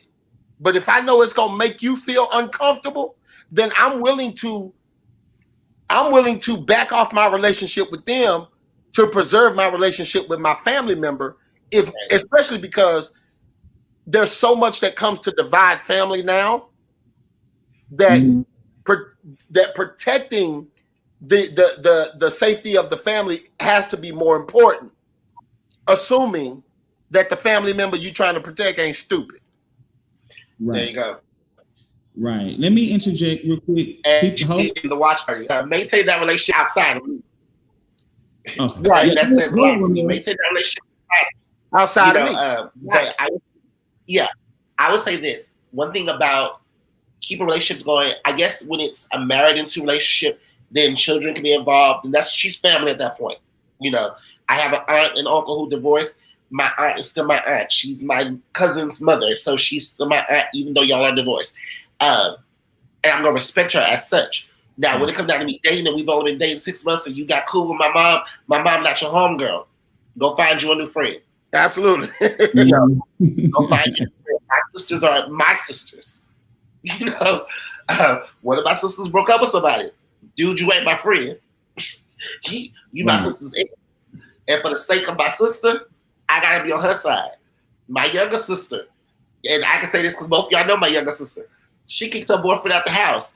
I went outside to check on him after she left. He said, "You gonna let me in?" No, she kicked you out. If I let you in and she come back and see you in here, I got a problem. No, you gotta stay outside. You know, I'm not gonna ever get between I'm not choosing you over my siblings. Mm-hmm. So that's why it's easier for me to say no.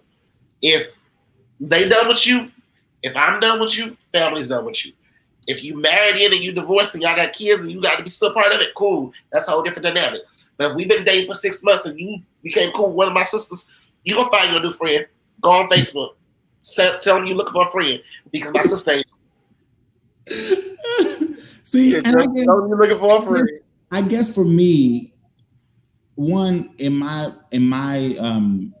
history of dating, I didn't get close to families real early. I'm not even trying to meet your family until I know like it's something serious. And that's only because when you bring somebody's family in it, now you got the judgment of their family. If something goes wrong, now the family is against you. Like it brings a lot of unnecessary drama that doesn't have to be there. So for me, I don't want to know your family on that level. I may meet the mom or something like that, but I don't want to know your family on an intimate level until I know for sure it's something very serious. And when we get to that level and I'm truly comfortable introducing you to my family and what I want and what my family is, then from there, I think it's important that we have to understand once you make the decision to introduce somebody to your family, you can't unintroduce them. Exactly. And for me, that's why I say I think if there's a real genuine relationship that has developed there, I'm cool with it. Like I don't care. Just like Jay said in the watch party, just keep that relationship outside of me. I shouldn't.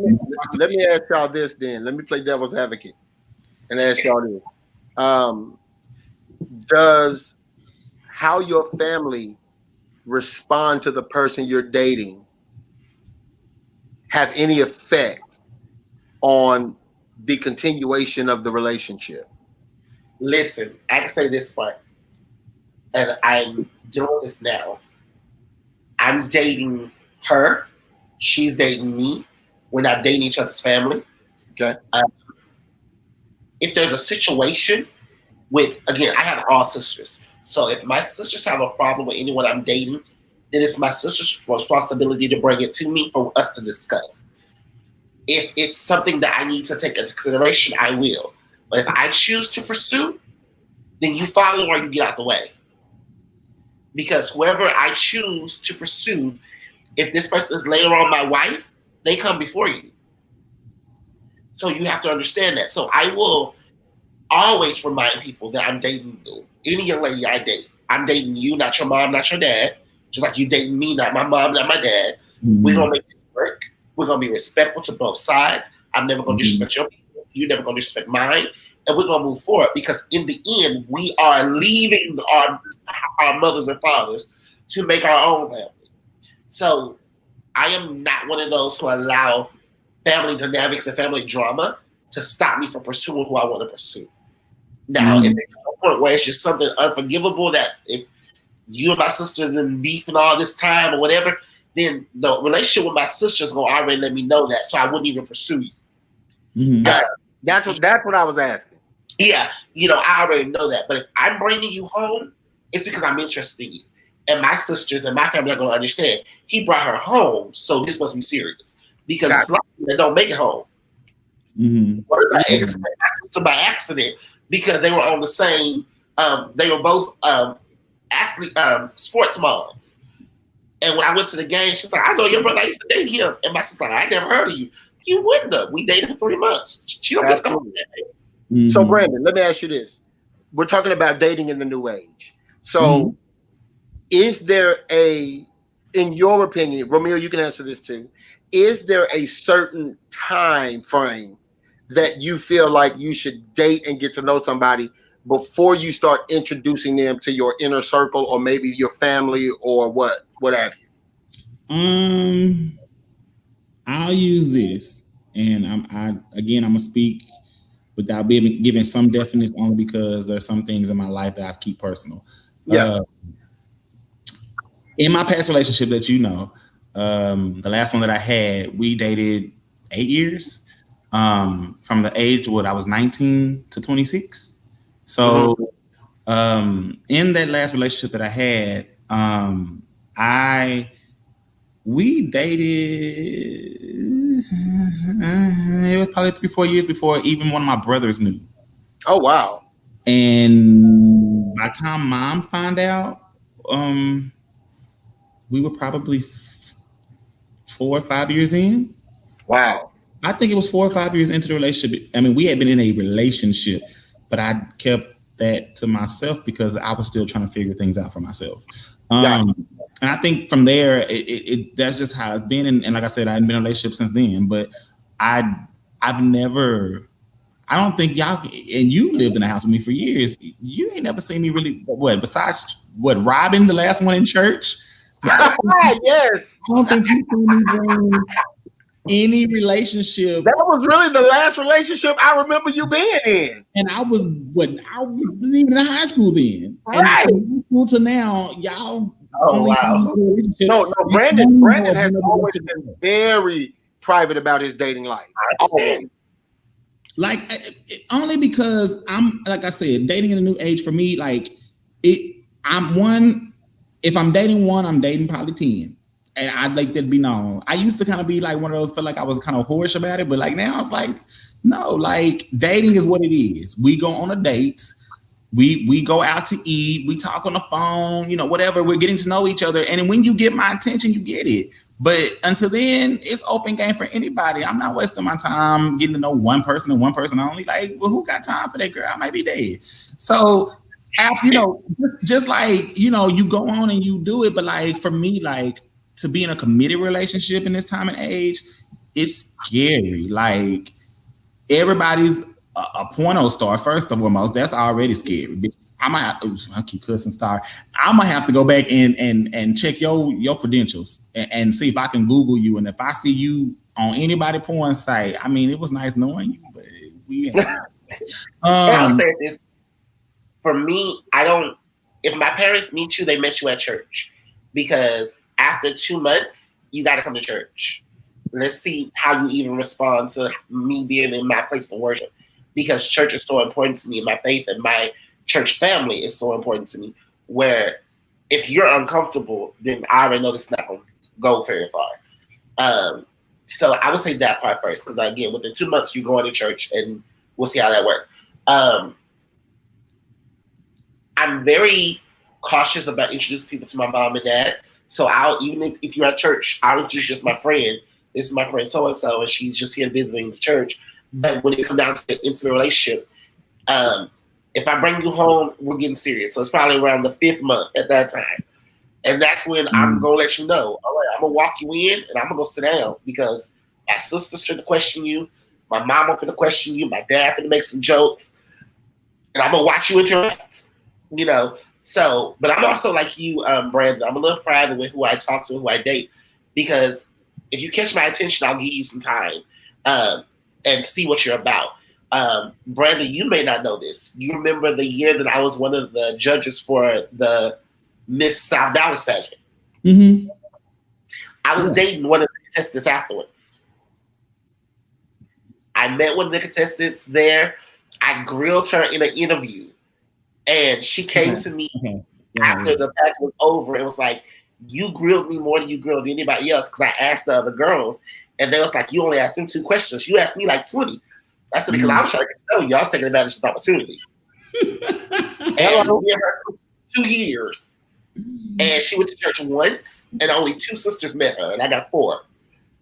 Wow. And we're still friends, but it was what it was. It was like, I'm sure I wasn't supposed to date you because I got weird, but people coming after me. You know? But it's those kind of things that you do keep some things private, you know? But just be smart. If you know that you jump in and out of relationships, don't bring everybody home. Yeah, I think. Go ahead, Jay. Shay said in the chat, she's in the watch party. She says, "I think you should wait for 3 to 6 months." I believe she's talking about introducing like relationships or people you're dating to your family or whatever. Well, in my opinion, and again, this is my opinion only. I think you should at least know a person for at least 1 year before deciding to make any major decisions. Just because I just always been a firm believer, you should at least know them for 4 seasons, because people's moods change with the season. Like there are some people that are more happy in spring and summer than they are in, fall and winter. Speak on it. Especially, women, their moods change with the atmosphere. Men do, but overall, it's women. Some women are more happier in the fall because it's the bright colors. They're, in the winter because it's Christmas and they're happy and there's caroling in the air. But then, summertime, they are, they attitude because they trying to get their hair done and they sweating their perms out. And so I think you should know somebody for at least 4 seasons before you really start to make something official, because that way you can see their attitude in all different scenarios. And I don't think you should get serious with somebody you've never argued with. You got to get facts, but you got to get past the infatuation stage. Absolutely. And the first you date a representative. Yeah, you got to get past who they pretend to be. And like me, I am who I am from day one you meet me. Anybody who's met me in any capacity, I've never apologized for who I am. I told you who I was when you first met me, and I've been true to who I am. I'm the kind of person that will come to an interview and tell you who I am, and you can either hire me or you can't. I know my worth. I know who I am.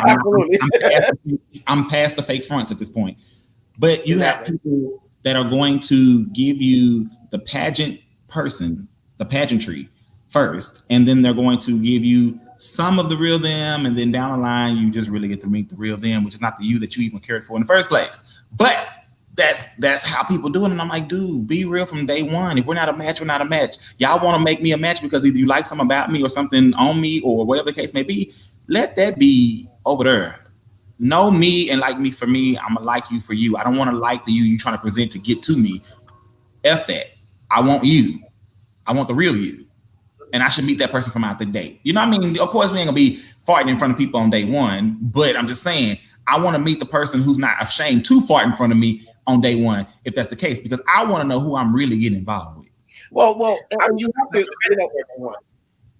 to. You said what, Romeo? I want to talk about your credit score day one. I want to talk about your day one. Here's my scenario. I'm 35. I ain't got time. In the early stages of us dating, I want to get to know you. I want to get to know your goals. I want to know a little bit about your life. If I'm luckily out of the dating scene, so I don't have to date. But I'm saying, when I was dating, I want to know that type of stuff. You don't get to know my secrets and my fears in the early stages. Because if we don't work, I'm not giving you ammunition to use against me. I want to get to know you. Like what things do you like? What things don't you like little stuff like that. Like if I was molested in my past, you're not finna hear about that the first couple of weeks we date. Because I don't know you well enough. Huh? I don't expect to hear intimate things like that from. But you know, some people do. Some people do that through instant message before they even date. You talking about those conversations in the DM. Yeah. And I don't think that's right. Like when we just start dating, you don't get to ask me where I'm at, what I'm doing, who I'm with. Like you don't get to ask those questions. those are VIP questions only. There's people out there that will ask you to share your location after you've been dating 2 weeks. I don't play that. No. It's an interest. Again, it's very interesting now because people are so different when it comes down to any of these things. So again, you have to be guarded. You have to be smart when you do these things. You have to be again, have those conversations, but pace yourself. You know, make sure pace yourself. Why y'all giving each other y'all last name in 3 months? I see his last name work. Yeah. Easy bake oven head. You falling in love so fast, girl. Somewhere sit down. Oh, that's my boo. He the one. You all on Facebook showing him off, and then a month later, I can't stand men. That's what you get for moving too fast. Sit down. I think I can tell. I think a lot of people fall in love with the fact of being in love. Yes, sir. That's it. I think we push a lot of times so hard to have the idealistic love of what we see in pictures when people post stuff. And I have friends literally, my homegirls will tell you this all the time. They post pictures and be like, this is what I want. And I be texting them and like, no, you don't, because behind that is probably drug addiction, domestic violence, whatever. When people got to get on, and I'm not saying, don't get me wrong, if you post them a wedding picture, anniversary picture, all that's cute. But when people have to flaunt these happy couple pictures on social media and stuff all the time, all that tells me is there's some real damage behind the scenes. Because you're trying to paint too good of a picture to convince us that y'all really in love. Girl, if you're really in love, first off, you ain't got to post that to the world. It's gonna show itself. And when you try these picture perfect relationships and y'all getting these domestic ones and can't get out of them, then y'all don't understand what to do. But it was there all along. This is what you wanted, remember? This is what you asked for. But you got blinded. You know, and I'm with you, Brandon. I'm so with you on that. If you don't, why are you busy trying to convince us that you so happy? Baby, if you happy, be happy. Right. You happy, be happy. Because one of the things I'm grateful that God has blessed me with is a great discernment when it comes to people bringing relationship issues to me. Like, you know, I have several goddaughters. They can come to me and say, hey, hey, Pop, this is the guy I'm talking to. This is a picture. What do you think about it? This is what he said to me. What does this mean? And I can honestly say, to this day, I have never been wrong about any advice I've given them. Number one, because I've been on both sides of the fence. I've been the good guy and I've been the dog. So I know what the dog gonna do, and I know how the nice guy is gonna react. So I can pretty much see it from both sides and say, no, baby, if he texts you this is what this means. And then they call me, like one of my great friends, and me and Brandon both know, Kalea. Kalea is one of my best friends, been my friend for 20 plus years. And whenever she has a relationship issue, she'll call me and be like, brother, what you think? Woo, woo, woo, woo, woo. And I'll tell her, and then she'll be like, when I tell you were so right, you told me exactly what he was going to say, and that's what he said. Because I know men. When we're trying to be dog, I know the language we speak. I can tell, yeah. All of us. We don't vary from the script. Jane said that she was like, when you get to a certain age, when y'all get to a certain age, the conversation is different because the hello is just different. You can tell that hello was different because she had said something in the chat about, she's of a certain age, she don't have time to go 4 seasons to your comment. And I said, but why not? And she said, because at a certain age, you should understand it's just different at a hello. You can tell what's back. But you know what? And Jade, let me say this to your comment. In order for you to be able to do that, you've got to know you well enough first. Mm-hmm. Because most people get into relationships looking for somebody else to fulfill the happiness that they lack in themselves. Mm-hmm. So you right? You reach for companionship thinking, "Oh man, that's gonna make me better." Like I can't. One of my biggest pet peeves is people who don't know how to be single always want to be in a relationship. Mm-hmm. Like you don't even know how to be lonely first. So your happiness depends on their presence. Single, and people trying to get marriage advice and they never been married. You can't tell me. You can't.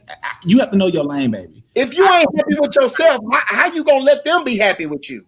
Yes. Hold on. So she posed another question. Okay. So if whatever you got, keep that. We're gonna pick it up. No, I'm with it. Let's go. Okay. So she says, "Are y'all open to dating outside of race?" Hold on. Yes. Some are more traditional and ritualistic in dating than others. Do you want to go ahead and answer? Yeah, I'm definitely. Listen, I'm all for dating outside of your race, baby. Listen, ain't nobody gonna tell me who I love. Ain't nobody gonna tell me I have to love a black woman. What? I'm grown. Yeah. I love who I want to love. Yeah. It's very true. And the reality of it is, if I marry a black woman, and of course I have, y'all know I've married a black woman, so I'm not tripping about that. But if it wasn't a black woman, if it would have been a Hispanic woman, I'd have been fine. It would have been a white woman, I'd have been fine. It could have been a Puerto Rican woman, I'd have been fine. She could have been Brazilian, Jamaican, Ghanaian, boy, I'd have been fine. Because at the end of the day, race ain't my issue. Chemistry is my issue. Mm-hmm. I don't care what race you are. If we click, and you can handle all of me, mm-hmm. Hey, we can rock. Because I think limiting your dating to just race, just because society says so, is another way of subliminal racism. Yeah, I feel you on that. I know. Me personally, I've never dated out my race before. I've dated a couple of girls who were mixed, but I'm not opposed to it. They've never caught my attention in that way. I have a type. If you line up every girl who I've ever dated, you would swear they were all sisters. And the one time when I differentiated the one time, she was the girl from hell. I thought she was Proverbs 31 and she was Proverbs 6. Her lips dripped, So she's Proverbs 6. So, I just have a type, but I'm not against it. Love is love. You love who you like. It is what it is. If a white girl come by and she catches my attention, then hey, I'm not gonna not talk to you. It's just in my case that has to happen. I've dated outside of my race several times. I've dated Puerto Rican for 2 years. I've dated Puerto Rican for 2 years. I've dated Dominican Republic. I've dated Jamaican for 8. Because although we're the same skin tone, we are different races. Let's make that clear. Yeah, we're different races. I've dated Hispanic back in my young days. And that's pretty much it. I think that people who are close-minded to leaving their race only because, and again, you're attracted to what you're attracted to. So if you're only attracted to dark-skinned, white, Mexicans, whatever, then that's fine, because that is an attraction and can't nobody tell you what you're attracted to. Absolutely. I think that people who are closed-minded to leaving their race only because they feel like somebody's going to say something about them, then they don't understand, because a lot of us in our interracial, not interracial, but dating on race relationships, those relationships sometimes are bad because that's really not what you're seeking. Those people, what you want, some of the people within your race may not ever be able to provide. Absolutely. And you will get that leaving your race, but because you're scared or worried about what somebody else thinks who is unhappy in their own relationship 9 times out of 10, then you leave a closed-minded here. I think you leave yourself open to love. And if you're really serious about dating, you will open yourself to love, because love should not come in any colors. We keep saying, well, race shouldn't have a color. You shouldn't see me. Well, then love shouldn't be seen. Love is love. And if you find somebody who loves you for you, fat, big, hairy, bald, short, stubby, whatever, then love that person and allow them to love on you, and stop holding a color to what love should look like. And I'll tie this into it also. While I haven't dated out my race, I have dated outside my faith. And that was interesting alone. I dated it was Jehovah's Witness. And while I saved a lot of money on gifts, you know, they don't believe in it, I do remember getting sick. And she was like, well, if you need a transfusion, you know, you can't get one. I'm like, no, you can't get one. If I need one, you give me mine. You know, even that, finding the balance and trying to figure out how to deal with it is very interesting. So I guess those same dynamics can be utilized if it was someone outside of the race. I think everyone had that old grandma or even great grandma in some cases. They used to say they can't use our comb, don't bring them home. Well, some of us can't use the combs that we got anymore because some of the way people abuse their hair with all these weed. I don't know what kind of comb you use. I'm not using a rake. You know, but it depends on you. Again, it's your choice. It's your demeanor. It's who you fall in love with. And that's who you go with. You don't allow anybody else to influence your love. It's your life. Absolutely. Yeah. I think you also got to look at beyond the color. Other cultures, culturalistically, there are cultures that focus on family. There are cultures that focus on marriage, cultures that focus on kids, cultures that focus on financial freedom, whatever the case is. There are so many different cultures out there that focus on different things on a cultural aspect of the planes. And I think a lot of times we get stuck within our own culture, and then you're not happy what your culture provides. Well, I mean, there's nothing saying negative about our culture. It just means that what you want is not within the culture. So you got to start looking at other cultures and understand that they may provide what you're looking for at a better platform and ratio. And you may find it there easier. You know what I'm saying? And understand that, again, love is a risk no matter what culture you're dating. Absolutely. It is a risk. It is a heavy risk. You're going to have bad days. You're going to get emotional. There's going to be a roller coaster. You're going to go through that no matter what and who you date. So you have to be ready for those. But dating outside the culture is not a sellout. I think people who say that is just jealous because they hadn't been able to find what they want within the race. And that's just my opinion. And I think that as long as you don't down talk your race, whoever you may be, I think that's where the problem then lies, because you leave the race and then you start talking bad about them. Like some of these celebrities and public figures have come out saying, you know, like 50 Cent or some other people, they say whatever. And 50 don't come for me. If you ever come across these, don't come for me because I'm not reading you. But anyway, you have those people like they say 50 Cent and other people that come out and talk about how they start, like, I guess, black bashing women. And it's like, dude, you don't like black women no more. That's fine, but you don't have to bash them or down. Again, I think love, like you said, Brandon, love is colorblind. Mm-hmm. So if love is colorblind, then I don't agree with people telling you who you should love and who you should date. I feel like once you know what you want, you know what you need, then you pursue what makes you happy. And if it doesn't involve the black race, that's okay. Because if nothing else, that shows that your love is not restricted to color. Right. So somebody must have just asked the question because I saw you smile. Me? Yeah. Or a comment.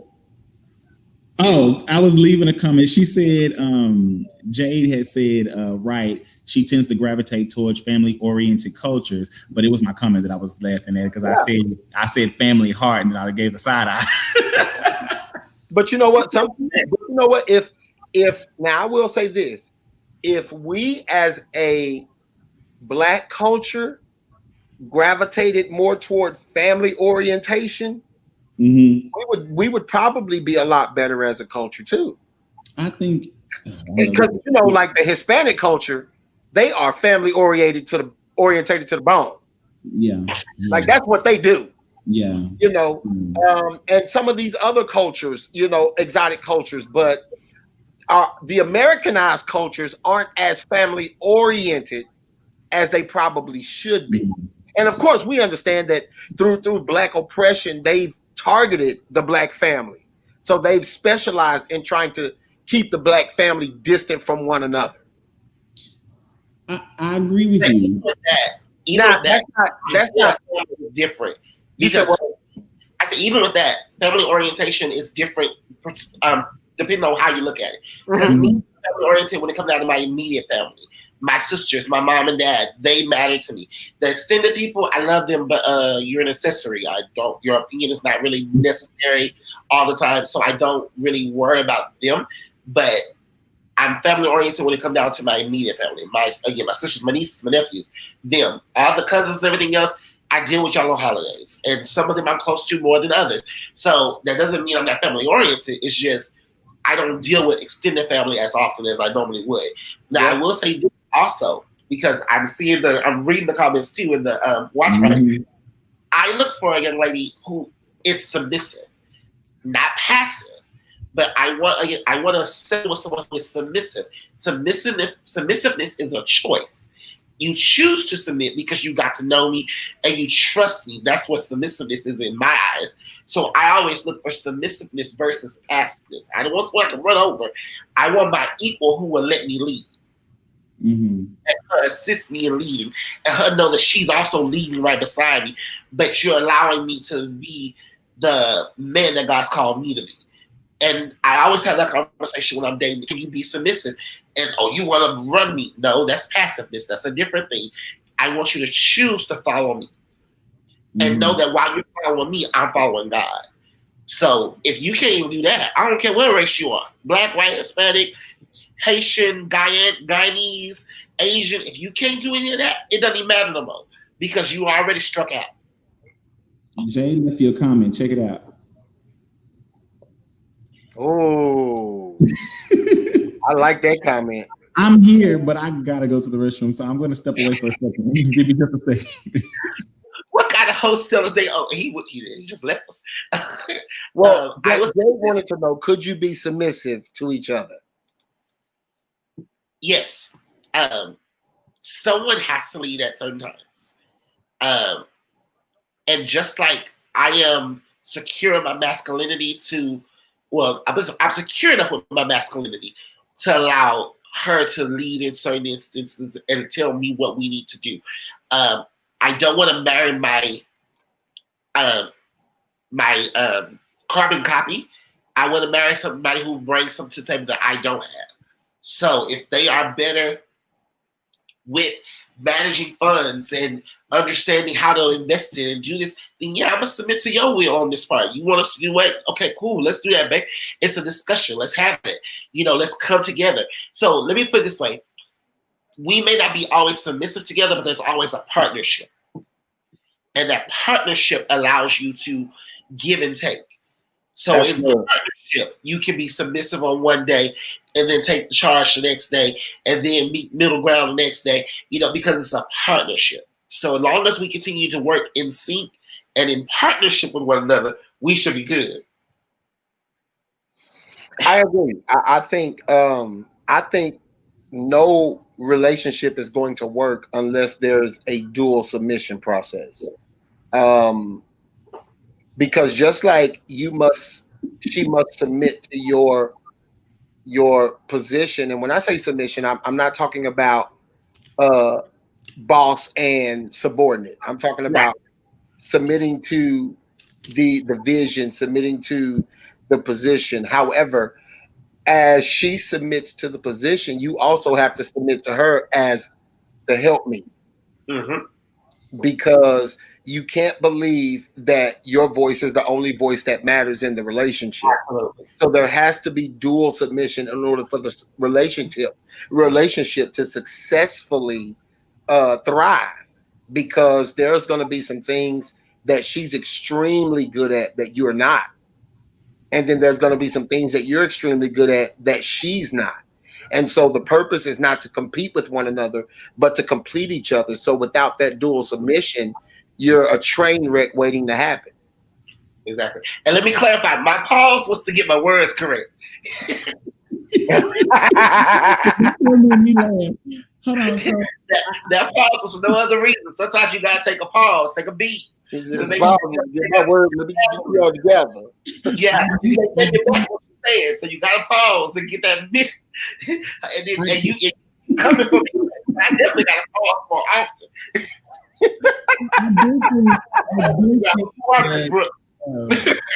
I do agree with the dual submission. I've never had Jake messing with you. Read some comments. I never like really, man.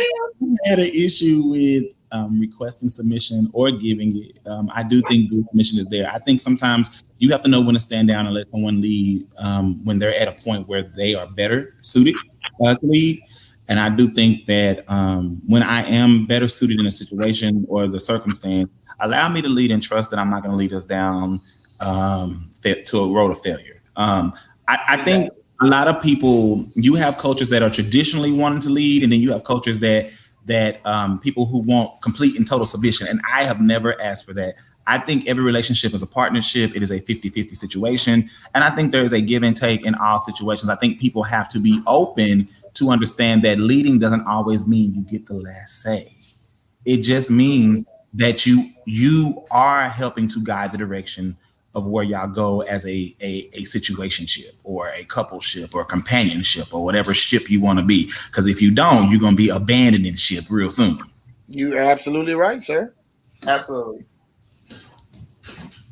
There was something I want to show y'all. And again, we're going to continue the conversation, as long as y'all want to.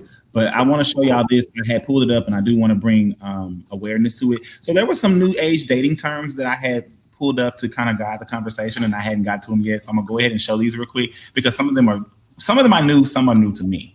Okay. And so we'll never take that we always know everything. So I'm gonna flip the screen to share, and hopefully, if we ain't doing nothing else, we're learning together. I think this has been a very rich conversation. I appreciate you guys for coming on. So the website that I'm sharing with you, I hope everybody can see it really clear. And if not, I can just put the website up by itself. This one is called, it's by Youth Incorporated, and they had some new age terms that they did, to help people with that's new on the dating scene. So I'm just gonna go over the terms real quick and kind of make you think about some things as we think about dating in the new age. The first one was caspering. And caspering is a friendly way of denying someone's proposal of dating. So basically, you ghosting them is what we call it. That's what it is. Right.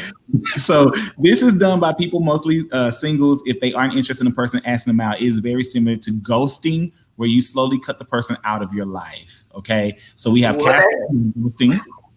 Okay, we have orbiting, having an origin from the linguistic register of space research and astronomy makes this term even more lit.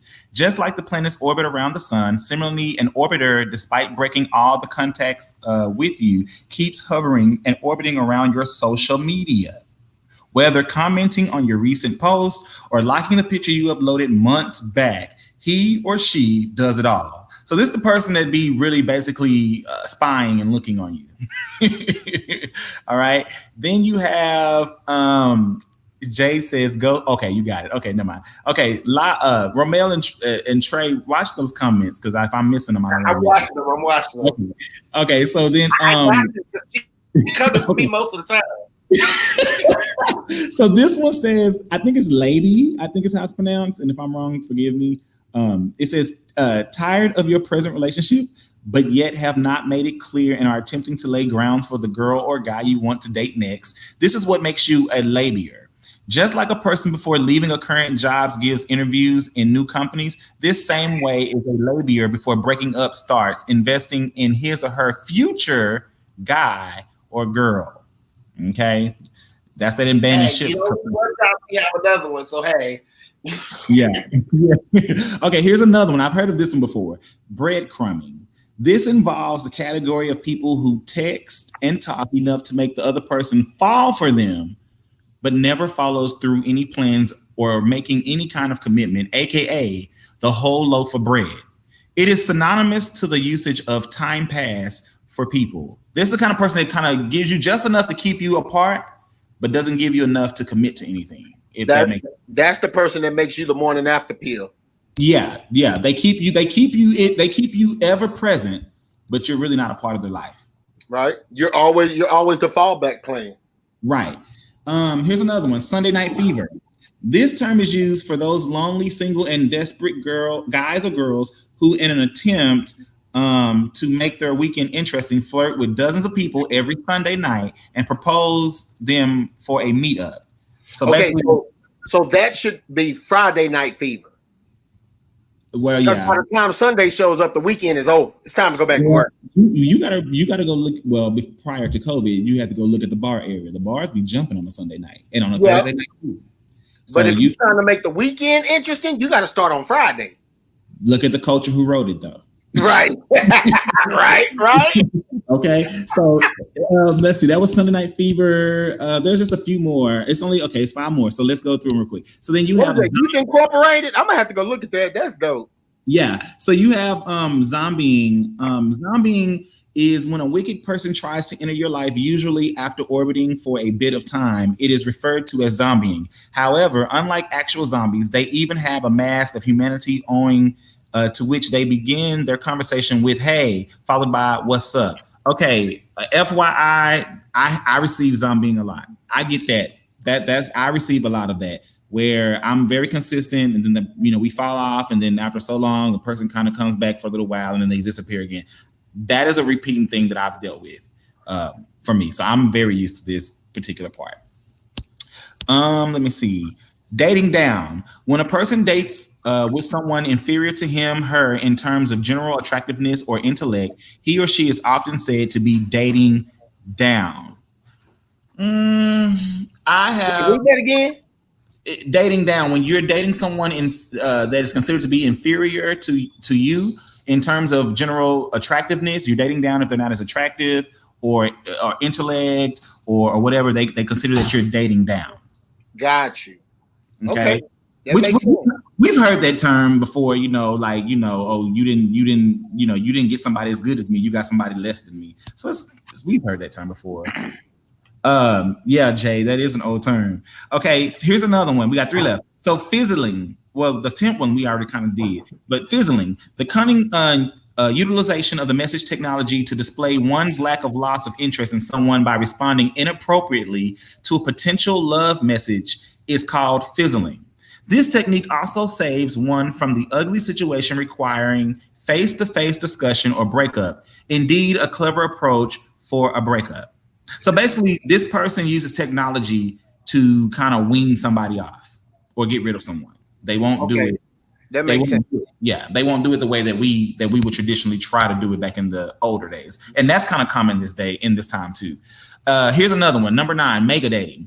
The term is used in reference to a true dating pro who at a particular time juggles and has fun with a number of non-exclusive relationships and has a calendar booked with girls or guys. I'm guilty of this. I've done this. I'll say now that's how you're supposed to date. Really? That's really how you're supposed to date. So the way you don't throw all your eggs in one basket and fall in love with the wrong one. Right. And then, of course, number 10 is ghosting, and we already know what ghosting is. It's pretty much like the first one that we talked about. So that one kind of equates. So I'm coming back. I'm looking at the screen now. So I just kind of wanted to bring those up because I thought those were some interesting. Oop, my bad. Look at me messing up. So I thought those were some interesting terms. Let me not share the screen. There we go. That's actually real interesting. I'm gonna have to use that on my radio show. I like that. That's dope. Those terms you just used, because I ain't heard of yeah. So I've never heard of some of them. There's 3 that I really want to talk about that I think that most of us are used to. Okay. Talk about any one, but there's 3 I know I want to address. Ghosting, zombieing, and the other one was breadcrumbing. Thank you. You already knew. See, those 3. I feel like those 3 terms are 3 of the terms that many of us have or has experienced probably within the last 5 years. Well, ghosting is the impulse, like the impulse shopper.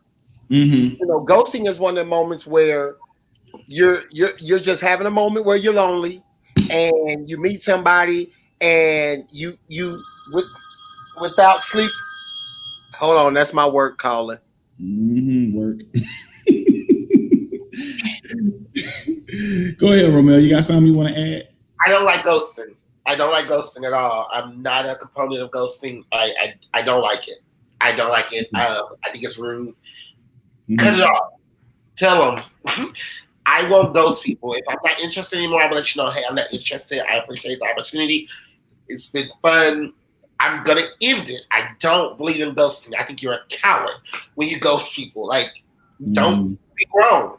Be grown. I've been ghosted once, and I'm not so friendly when I get ghosted because I was damn near stalkerish. Because I told her, if there's a problem, let's talk about it. Absolutely. Yeah. Hey, brother, my job just called me, so I got to go to work. I enjoyed talking to you. Man, we got to do this again soon. Love you, this man. Is great. I'm mad I missed out on the first half of it. Love you, man, and I'll hit you soon. All right. Talk to you later, bro. All right, peace. Bye. But yeah, I don't like ghosting. And even with her, she even apologized and it was like, you know what, you're absolutely right. I could have handled this better. Yeah, just be honest with people. Like, if you're not feeling it, tell me you're not feeling it. And again, I've been on the ghosting side and on the side of the person who had to end something. But I'm never going to just go. I'm going to let you know this is not working for me. Let's call it what it is. I think people ghost, especially the younger generation. And we talked about this earlier in the council culture topic. That was the first one we covered.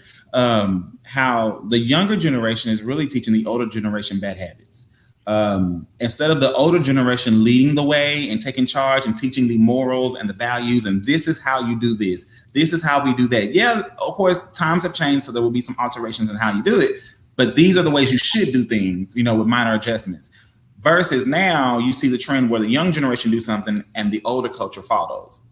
The elder culture, and it right. Sucks. And ghosting is something I saw mainly with a younger generation that now you see the older generation doing. Even especially if you're using dating apps, if your picture ain't right, if they don't like what they see, it doesn't hurt to say hello. It doesn't hurt to be honest and say, hey, how are you doing? I'm be honest, I'm not interested, but hey, I really appreciate you fitting me up. Anything. You have people that will completely ghost you, block you, all these extremes because you wasn't attracted. Dude, me saying hi doesn't mean I necessarily wanted to jump in your bed. You know what I mean? It's crazy. I agree. I've never been a fan of ghosting. Like, it's just, like Jay just said in the chat, lack of communication skills. When you don't have, you can say you're not interested or whatever. I am on a dating app actually called Coffee Meets Bagel. And there's a lot of beautiful women on there catch my attention, and a lot of people who I guess attention I catch. And when they chat, I look at their thing, I chat back and forth with them a couple of times, and if I see it's not going anywhere, I tell them, hey, it's been great chatting with you. You're not quite what I'm looking for. I'm looking for blase. It was good getting to know you. That's it. I'm not going to block you afterwards. I'm going to let you say goodbye to me too. It's cowardly. It's just cowardly to me. I just can't do it. Like, just as easy as you slid in my DM, slide out. You ain't gonna ghost me. Right. I'm not expecting nothing from you. Right. Like, just be real. I think and the breadcrumbing and what is it, the zombieing and the breadcrumbing. Them are the other two I wanted to talk about. The zombieing was access and options. People feel less compelled to do what is tactful due to excitability of other options. Yeah, Jay, you hit that on the head. Very, very professional. Be courteous. I can't go to work. If I'm gonna fire you, I gotta tell you I'm firing you. I just can't stop getting with you. Right. Right.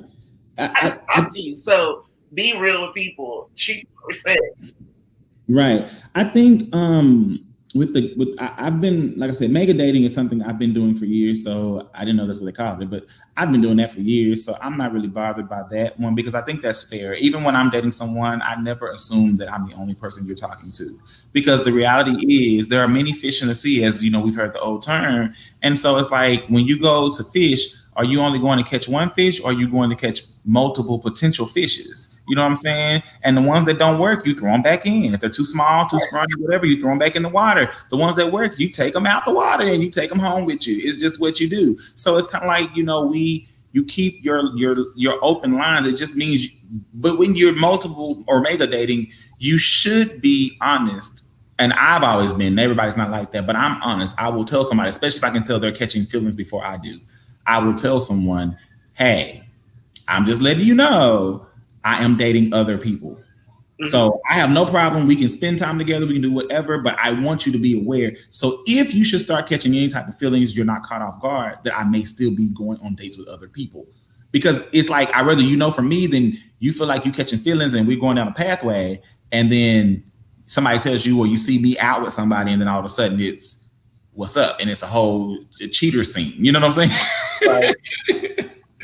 My But thing is, I've been in a situation where I was dating someone and I didn't know I was dating them. wow. I thought we were friends and going out and hanging out. And apparently, in her eyes, we were dating. And it was very uncomfortable for me trying to walk behind that line to come back to the fact of, wait, this is not as a date. We're friends. We got to know each other, and we were going out and hanging out. Right. We never talked about dating. We never talked about relationship. So for her to think we were dating, it threw me off. I was like, oh, that wasn't my intent. You're cool. And I wanted to hang out with you, and we hanging out. But I'm not interested in you as a romantic partner. You are just a really good friend. That's it. And I let her know. He's like, I waste your time. I do apologize. We can end this. But it was nothing started from the get-go that threw it. So it really, really threw me off. But I, again, had the conversation. It wasn't a ghosting situation. It was a conversation that you took what I was doing as me being nice and courteous, as me being flirtatious. And I had to let her know, I'm just nice to everybody. I open the door for every female who walks in with me. You know, it's nothing to it to me. I'm a person that gives compliments. If you look good in that shirt, I'm gonna say you look nice in your shirt. I'm not gonna not recognize you because of people thinking it's flirting. So it's very different to Olive. But I don't like ghosting. I'm not a mega dater because I don't have that kind of time. My schedule is, my life.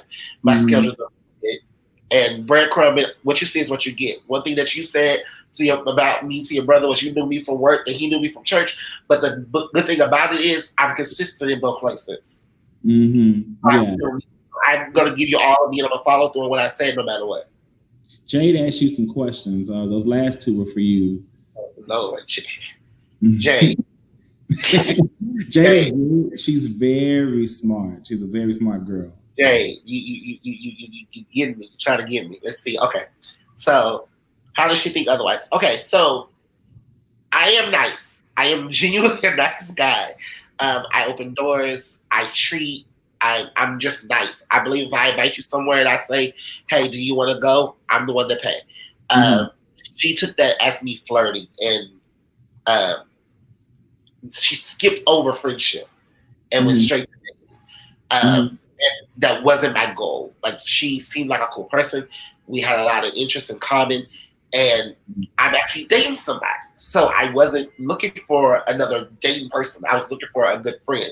I have a female best friend, and my best friend has been really busy with school starting up. She's a first-year counselor, so she had a lot of work to do because, counselors in schools do schedules. So she's been really busy.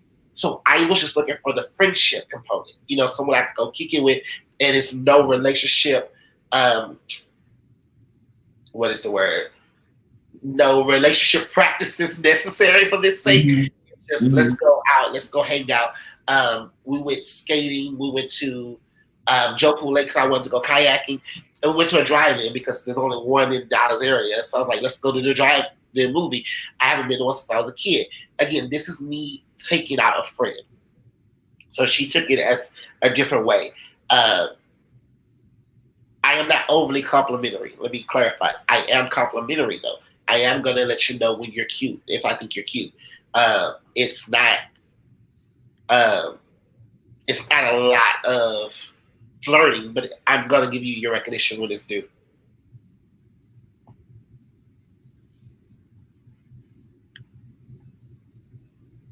I don't understand the question. So I'll let you answer the question. Are you pampering friends the same way you? She's saying, are you pampering friends the same way you court? Oh, no. I wasn't even talking about her. I was talking about the Sonia person's question. Oh, Sonia Newman. Oh, that's okay. Lord, this world has to come back.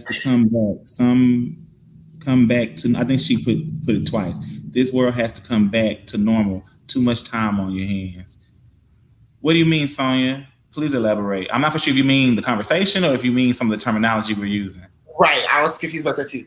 I don't pamper the same way. I'm a spoiler by nature, but when I'm dating you, it's a difference. So a girl who has been a friend and someone who I have started dating, they know the difference because I'm more intimate with them as far as not sex, but holding hands, getting close, sitting closer to you so we can be more acquainted. Those kind of things versus me just treating you to a movie. It's very different. But you cannot treat friends comparable to your partner. No, my partner, when I'm dating, you know who I'm dating. You, especially if you're around us, you know who she is and what I'm doing. But again, I am nice to my friends in that sense. And why wasn't she paying? Because I invited. If I invite, so if Jade, if you were in Dallas and I said, hey, let's go to a movie, I'm already ready to pay because I invited you. Same thing with, I told my sisters the same thing because I'm the oldest. When a guy invites you out, he should be ready to pay, but you have your money too, just in case you have to. It is that simple. Now, if she said, hey, let me pay today, cool, you pay. Me and my best friend do our best friend album, do our best friend album every so often. And we literally switch who pays. But that's because we've already had that established. So, Jay, did I answer all of them? Like, yeah, there's two other questions she asked prior to that. I'm gonna start. Okay. I'm gonna answer those. So she did ask a question: how do you feel about women who are mega dating? And the other question was: is there a double standard to that? I'll start. I don't think it's a double standard. Dating is dating. Having sex with everybody, that's a whole different story. Yeah. So let me clarify that part. Yeah, I think that there should not be a double standard. There may be from some people, but I definitely believe there should not be a double standard. I think that society does hold people to double standards, and a lot of that goes back to gender roles. That's something that I took a very much deeper look at in our curriculum this year with the kids, but it made me look at it even outside. Gender roles play a lot in how we think about and treat and do things in life. And not saying that they're bad to have those generic roles, but sometimes we have to think outside of those roles because we do treat some things unequally based on the gender. And that's just part of it. As far as how do I feel about women mega dating, I don't care. I think a woman should mega date. I encourage it. I encourage all my homegirls to agree to mega date. Like, don't get stuck behind one person. Like, date multiple people at the same time. Get to really enjoy the dating scene and who you're dating and why. Like, it helps you. And when you date multiple people, one thing that I think for me, dating multiple people it opens the window for me not to fall for just one person. It allows me to really see each person for who they are, what they give, and what it is. So over time, I'm assessing like, okay, this person's cool, but I notice this person has a communication issue. Okay, that's one thing. Okay, this person may be great for after night works, but that may be all there's there. But this person here really pours their heart and soul. And although they're not the forefront as what I would think of when I'm looking for something, they care the most. And now I can really put things in the compartment that they belong in and really assess and analyze that situation for what it is and say, well, you know what, although this person may be this and this person may be that, here's the person that really shows me they really have my best interest. And that's the person now that I'm going to start pouring into. And I think a woman should do the same, because dudes are going to present all this false idolization. They're going to present the Snapchat version, the Instagram version, the Facebook version. And if you really like to get freaky, they're going to present the OnlyFans version. I'm just being real about it. So you have to try to present, you have to, date multiple and see who they are. Because when they know they don't have your full attention, they can't feel no type of way. When they have your full attention, that's when they can start breadcrumbing you. And none of those personalities, the Facebook personality, Snapchat personality, Twitter personality, none of them add up to their LinkedIn personality at all. Right. You got to receive who they are, because you got those people, like we say, they have the good car, rims and everything, but they live with a buddy. You got the person who got the best pictures and all the hottest clothes, but they living from place to place. Like this, that gives you time to really investigate who it is you're dealing with, because people put priorities in the wrong place. And baby, if they can't lead their life, they can't lead you. Or co-lead with you because you want the dual submissiveness, but they can't be dual submissive because they don't know what to do. They're going to be totally submissive because you already, Jay, knowing your personal life, you're already 10 steps ahead of the average person you're probably going to meet anyway when it comes to life, situation, business, and career. I can say that too about Jane already. Jane ain't playing no games. Baby, Jay play no games, honey. She's a really good friend, but she's an ultra cool person. She is so cool. Hey, I did already send her a friend request. I'm like, I gotta get to know Jay. Please love her. Jay is giving the business. Right. Don't joke. I won't know Jay. Jay crazy. So, but yeah, I think looking at all those terminologies and going back, I think it's good to be aware of what you're dealing with currently in the dating scene, because we got to know how people are playing it. Because the reality is, most of us have seen these little scenarios of these terms in different variations and forms, and we got to be aware of them because we need to know when that's what's happening and call it for what it is and understand what it is. Absolutely. Yeah. Again, it's just not necessary. Some of it is just, again, if you have an open dialogue, and it's sad that in a time where we have so many platforms to communicate, there's lack of communication. Right. Like, there's so many ways to communicate with people now, and we're still not doing it effectively. I'm fortunate, let me put it this way, even when I was younger in middle school, high school, where we only could call somebody on a landline and talk. It was one line in the house. It wasn't their private line. You had to go to a mom or our daddy to get to the call. And I remember my homeboys talking about, her daddy didn't let me talk to her. He said, no boys call my house. I didn't have that problem because this is as deep as my voice ever got. So it was always, hey, some little girl on the phone, come get the phone. So I always got to talk to who I was dating.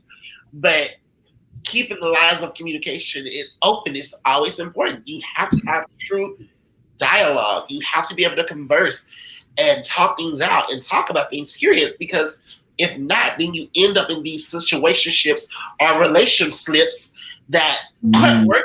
And I know what I said, relation slips. I like it. I love it. Slipped up and joined into something that you shouldn't have joined in on. So you have to be careful and just have communication and dialogue. Even like this dialogue is important. That way you know what you're getting into. Yeah. Technology, Jay. Technology definitely has changed the game in most aspects of our lives, from dating to work to finances. Technology plays an integral part to a lot of things, and we have to be ready to adjust with the demands and changes of technology. But it doesn't mean be dumb. Be aware.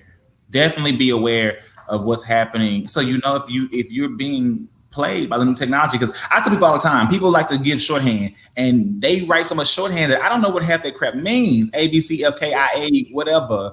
And I tell people, look, I'm stupid when it comes to shorthand. I'm old-fashioned English. Write the complete sentence, please. Exactly. So I have no misunderstandings. Because you're going to write some sentence fragment and I'm going to look at you like, huh? And be so serious. And they be like, how you not know what that means? Because one, I'm not involved in social media. I never have been. I use Facebook and I'm barely use it. So, it just is what it is. But that's just one of those thoughts. I had a girl ask me to write something on a date. And I said, what do you want me to write? She's like, just write how your day is. How your day went. I said, okay, cool. I wrote it. Mm-hmm. I gave it to her. She was like, okay, you use correct English or you use correct grammar. Now write this in cursive. And I was like, oh, okay. I wrote it in cursive. And she's like, okay, cool. I can fool with you. I'm like, what was all that for? She's like, because you can't write in cursive, if you can't write in complete sentences, I don't need you. Right. Thank you. Like, I appreciate that, but you have me write cursive after we done had 2 drinks, and we don't write in cursive every day. But it was those kind of things where you have to figure out what you want and what you're looking for. So, okay, you need to date older. I do. I don't do that. I almost always do, actually. I very rarely have ever dated my age, and I really don't like dating younger. even from a young age, I always knew older was for me. Like mentally, I've always been more connected to a older mind frame. I have dated both older and younger, but I'm also I have a range, and you got to be within that range because my mom and dad had me young, and then I have sisters. So it's either you can't be old enough to have a conversation with my parents and be their friend, and you can't be young enough to have a conversation with my sisters and be their friend. You know, so it just depends. But I also don't want to teach, and I don't want to be taught either. So. She says you will find those qualities in older. Okay, yeah. Jay, how old are you? She's probably closer to your age. I think y'all are about the same age range. Because Jay makes me think about, okay, I need to go take a trip to Houston. Let me go meet Jay. Jay is real cool. That's my girl. And the funny part is, I met Jay through my best friend, but I love Jay. Me and Jay's relationship bloomed on its own. I think we just were natural attracted as far as personalities and how we talk. I think it was a natural attraction. Gotcha. And you're right. The antics I disapprove of is younger. You're absolutely right. And I'm quickly. I move around very quickly. And don't be gas missing. She said, "Where are your manners?" Hey, this is an open forum, man. Jade is here for it, and I'm here for it too. In this open forum, let's speak real. Let's speak, because I'm still saying you need to come on this screen and let's just talk face to face. Because she's not going to do that. She's doing it to people with courage. She's not. You trust me, she would have been on her already. Oh, I believe it. And let me stop, because I have a feeling you about to log in, so I apologize. Oh, asking age. Okay, I got you. You're right. I apologize. Oh, yeah. No. You're absolutely right. I do apologize. DM me. So, look, we've been on here almost 4 hours. Well, I've been on here almost 4 hours. Yeah, I was going to say, I'm not even at home. I need to go. I can't even believe it's been almost 4 hours. It don't even seem like it's been that long, but that's what good conversation, healthy conversation will do. So y'all, I real quickly just recap what we talked about. And if you missed the live, go back, watch it, share it. Y'all, this has actually been a very good talk. My brother came on. I wasn't even expecting that. And it's not even to be funny. It's just me and my brother we talk, but we don't talk like that. So for the fact that my brother came on and we was actually have a good moment on a live is even better. Not saying we have a bad relationship, just saying, it was weird to have this conversation with him unexpected. That's fact that I know both of y'all for over 10 years and didn't know y'all were brothers is a whole different issue. Hey, you ain't the only one. There's a lot of the people that probably found out tonight that we brothers and did not know it. And we know about the same people. But yeah, so like we talked about the cancel culture, y'all, and I definitely want y'all to go back and look at that. We talked about cancel culture. We spent about an hour on that, maybe a little over an hour, and that was really, really, really good talk, y'all. It's very important to go back and look at that because cancel culture has gotten too far out of hand, and I think you'll see both perspectives. We definitely got dug into really good. That's when Romel joined us, an overly sexualized society, talking about how we have overly started to sexualize a society, and there's too much sex out there, y'all. I mean, we understand sex, but it's too much of it. We need to draw it back in. Some of us need to be going kneel at the altar a little bit more. That's what we need to do, okay? And then definitely wrapped it up with this good last little hour of dating in the new age, and talking about that. And again, I thank Romel for coming on. I thank my brother Trey for coming on, and Jade for being in the comments, my cousin Shay, and anybody else who's been on watching out. There's a lot of people that's been watching, just ain't said nothing, but they've been definitely listening. So that's a good thing. I appreciate all of y'all coming and speaking and saying stuff. Again, you can definitely follow my YouTube channel at UC Dance. You can also, this was the join for the day, but I'm going to try. I keep saying this forever. I keep trying this and I lose it, but I want to try to do this at least once a week. I just got to figure out what day is going to be the best for me, because anybody who knows me, especially with school starting back up, I live at the schoolhouse. But I want to try to do this once a week because there's a lot of topics I want to talk, and I don't want to talk politics and all that. I mean, there's nothing wrong with bringing it up, but that's not me. I want to talk real life stuff because at the end of the day, we have to live, and we got to start talking about some of these things that are real and address them and bring knowledge to them. So Anytime I'm on, guys, you guys are welcome. Romel, anything you want to say? Bring to closure? Hey, it's been great. I've enjoyed this. Definitely invite me back on the next conversation. This is what is needed. This is what's lacking nowadays. This straight conversation and real talk that can actually benefit people from here. This is not gossip. This is us sharing and helping other people, and even sharing our own stories and helping one another. So it's definitely important. So I look forward to the next time. Definitely, like I said, and it's been great talking to you. I miss you. I miss you. I miss you. But let's keep this going for sure. All right, what I'm gonna probably do, I'm gonna try to put a flyer or something out before I go live so that people know the days and events. But I'm having to do with my organization. But I just thought I'd pop on here. I had no clue it was gonna go into this. You know, I do these every so often, and normally it's just me, but it's fine. It doesn't bother me. But I really appreciate today's topics and all those who partook in the topic. I hope that, like I said, share with your friends, let them know what's going on. Not because I'm trying to grow my channel, because I think what we talked about was really real. Absolutely. It's relevant. It was real authentic. So anyway, I'm going to go ahead and close us out, y'all. I want y'all to have a good night, to sleep tight. Don't let those bed bugs bite, and know that in the morning, everything will be all right, because we definitely know the God that we serve, whether you believe it or not, you serve him. All right. So anyway, we're going to have a good night, and I'll talk to you guys later, y'all. Bye, Ramil. Good night. See y'all.